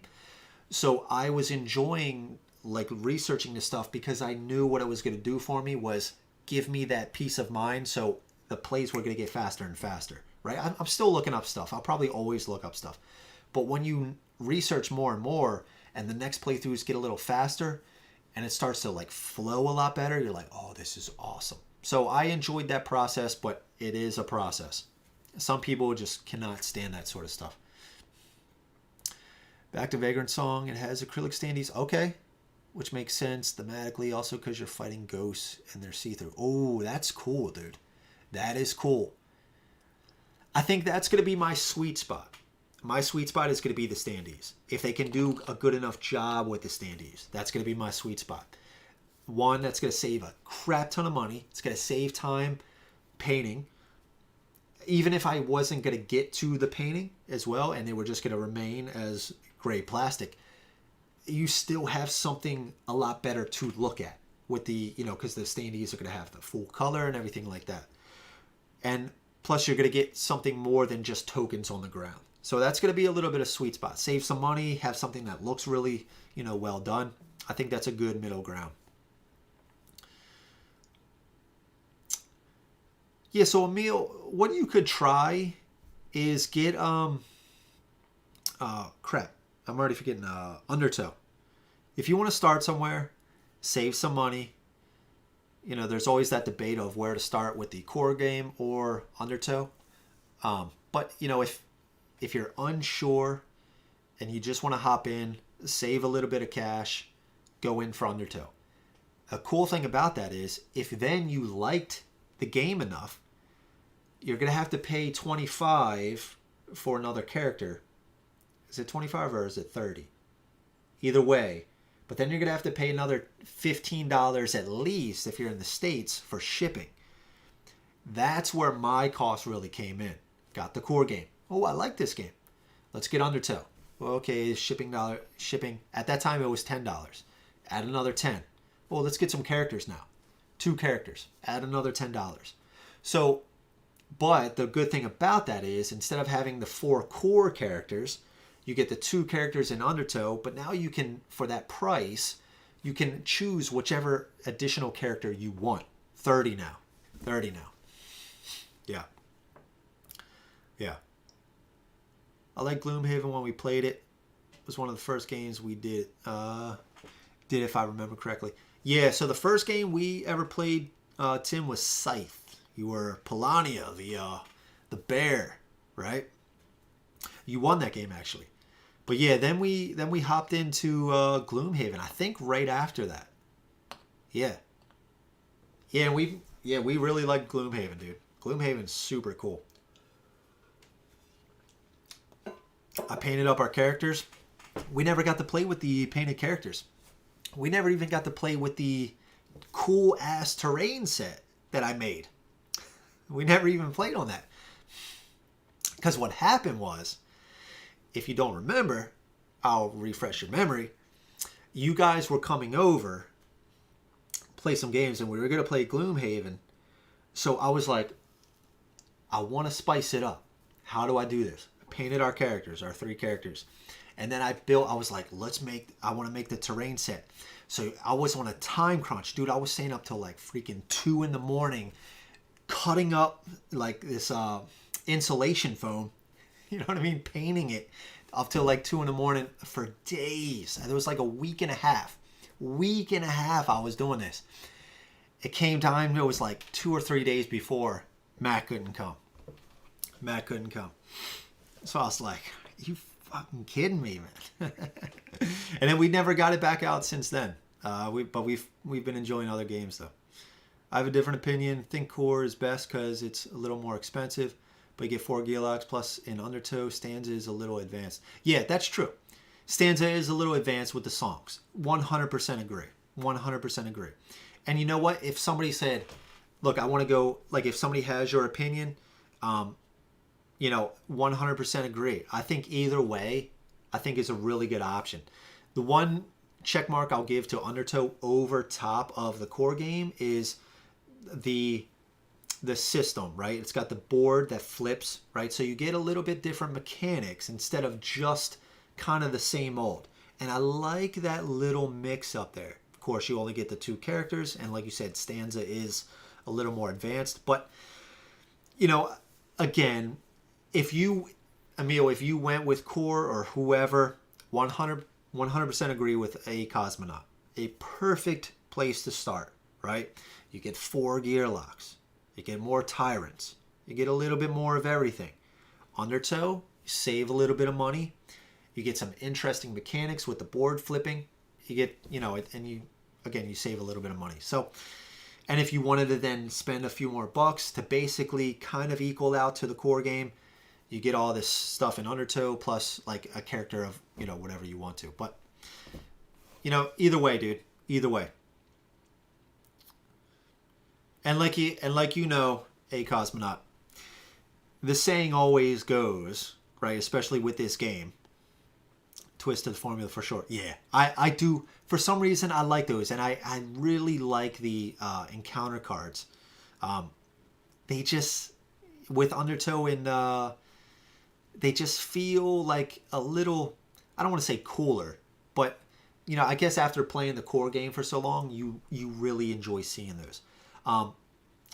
But shit, what was I just saying? Oh yeah, the saying usually goes is, if you get, the game and you like it, you're going to end up getting it all anyways. So if you start with the core game and then you're like, I love this game, you're going to end up getting all this stuff. It's the nature of the beast.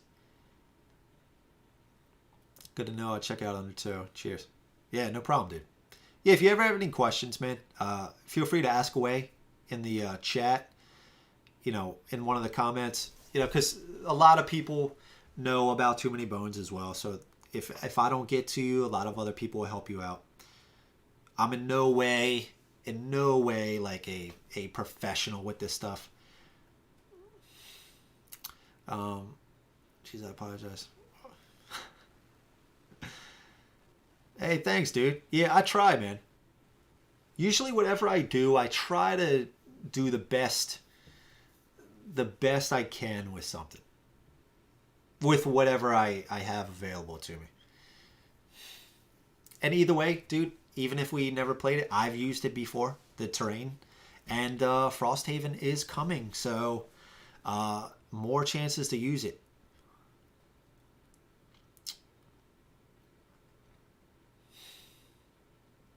After that, yeah. Yeah, or you know what, too, dude? If you don't mind, there is I think a tabletop simulator for it. I've used it before. Now, if you've never used Tabletop Simulator, it takes some time to get used to. You kind of got to get the controls down a little bit, or else you're just kind of like, oh, why isn't it? Oh, no, I don't want to do that. So it can be a little finicky. If it's not like a direct application, it's usually 100%, board. I mean, it is anyway, even with the app. But some games, the app just makes it a hell of a lot easier to get to the table. I mean, like that Gloomhaven application, like on Steam, dude, it's been fantastic. It has been fantastic.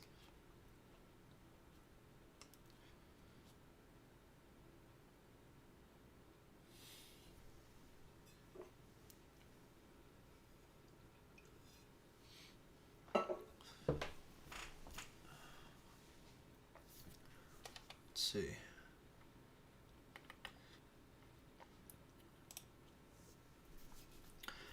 All right, so what I think we got is I have a better understanding of what I'm going to do going forward. I think right now I'm going to try to have at least 2 streams. And then Roll20 was learning curve too, so it just takes a second. Yeah, exactly. Yeah, exactly. So I think I'm going to try to do 2 streams a week. Maybe 3, but the third game I'm trying to decide what I want to do, because one of the reasons why I'm doing and Tim, if you didn't see, I'm going to be streaming Friday some Magic the Gathering Arena. So I'm going to try to make a deck. I play with Tim online a lot of times. So I'm going to try to stream that. So what I would like to do is at least 2 solid game streams a week, live streams. And then maybe for a third, so I can chat with you guys and stuff like that. More of like an easy, not saying this wasn't easy going, but for Magic the Gathering Arena, dude, I have no setup, right? And it's, it's on the computer, so the computer's taking care of everything. So maybe more of like a relaxed in that sense type of stream. Maybe one time, like I was saying, we just kind of get on like a little Q&A. I don't know. Like if you guys have any questions, dude, we can, like, I can bust out some games. It could just be like a bullshit stream.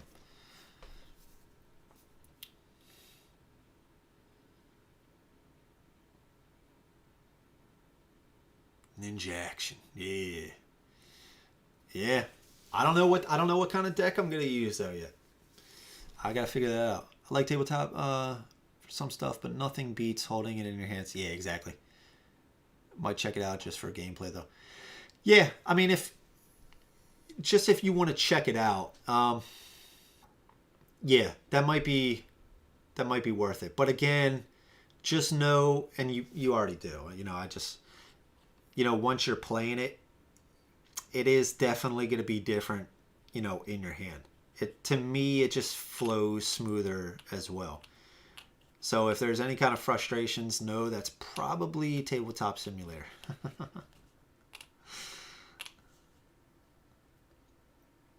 I even thought at some point, maybe I can, if there's a Tabletop Simulator game available, maybe one day, I can play with, some of you guys, play a game or something like that.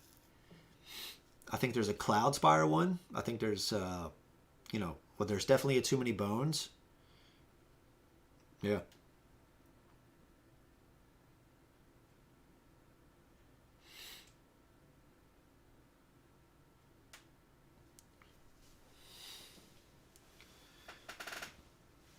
And then Thursday, if you guys want to come watch me get my ass handed to me in Planet Apocalypse, that'd be cool.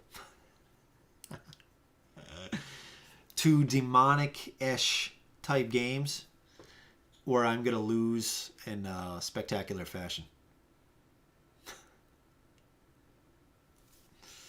Man, I just... what was the next Night Stalker? Suffers 1 serious wound. Ooh, so I still... Oh my goodness. I still would have died. The character suffers 1 serious wound. That would have been my 3rd. And then since we're in darkness, if the character has 3 serious wounds, they die. Dude. This game, dude. This game. Alright, so yeah. So I guess next week, Conan on Tuesday. So this Thursday, Planet Apocalypse. Friday, Magic the Gathering Arena. Next Tuesday, Conan solo. Thursday, Nemesis Lockdown. 2-handed. Possibly the Chitrids expansion. Chitrids expansion. And then for the last stream, I don't know. Maybe I bust out Marvel Champions. Maybe I do Marvel Champions. A lot of guys were saying 2-handed. what was it? Hawkeye. No. Scarlet Witch and Quicksilver. I think it was Scarlet Witch and Quicksilver against who? I just got in the Wrecking Crew, so it could be against them. So I got to pick a tyrant. So that'll be... I'll do that Friday. Yeah, it's a simple enough game. So I'll do that Friday. And then past that, I'll put out like a poll asking you guys... I'll put out 5 games. Cthulhu Death May Die be on there. And I need to fill it with 4. Maybe too many bones.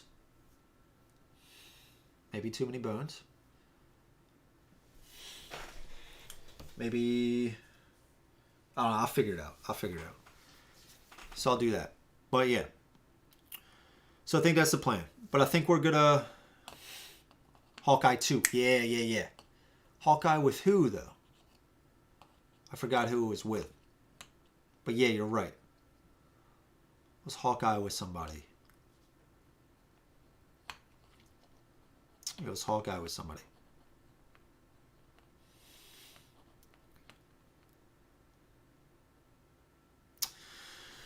Yeah, I forgot. I forgot who it was.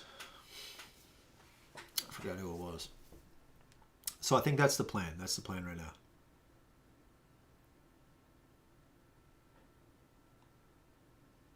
And then that Saturday, I'll be getting with some buddies, be playing some Magic. Paper Magic. Nothing beat our Planet Apocalypse game till 1 a.m. The struggle was real. Yeah, dude. We just pulled that game out. We just got to win. Matt had that roll. If Matt would have missed, we would have lost. But he got it. That was it. That was an epic. That's why I love the game. That right there. Because it has those type of moments. And it's one of those games that if we, you lose constantly, when you do win, again, it's that satisfaction. So, yeah.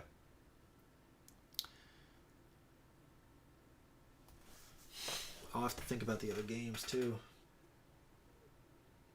Maybe another Cloudspire. I love Cloudspire. Maybe Zaya.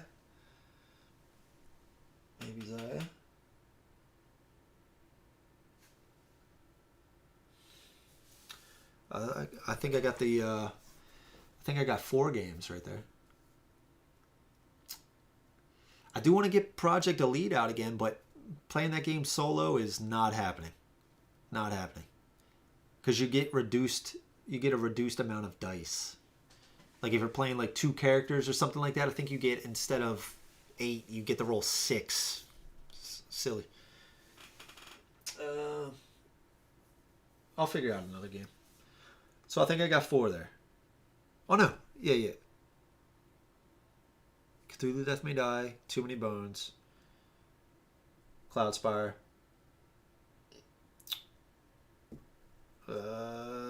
Zaya. And something else. Maybe Marvel Champions again. I don't know. Well, alright guys. I think that's going to be me. This was a lot of fun. I really appreciate you guys stopping by. I always have a blast on this. It's cool chatting with you guys. And again, I do eventually, maybe I will just do a separate just Q&A stream. We can just talk about Kickstarter stuff, talk about other games, stuff that you guys are playing, stuff that you want me to play, stuff like that. Check out some stuff, whatever. I think that'd be pretty cool.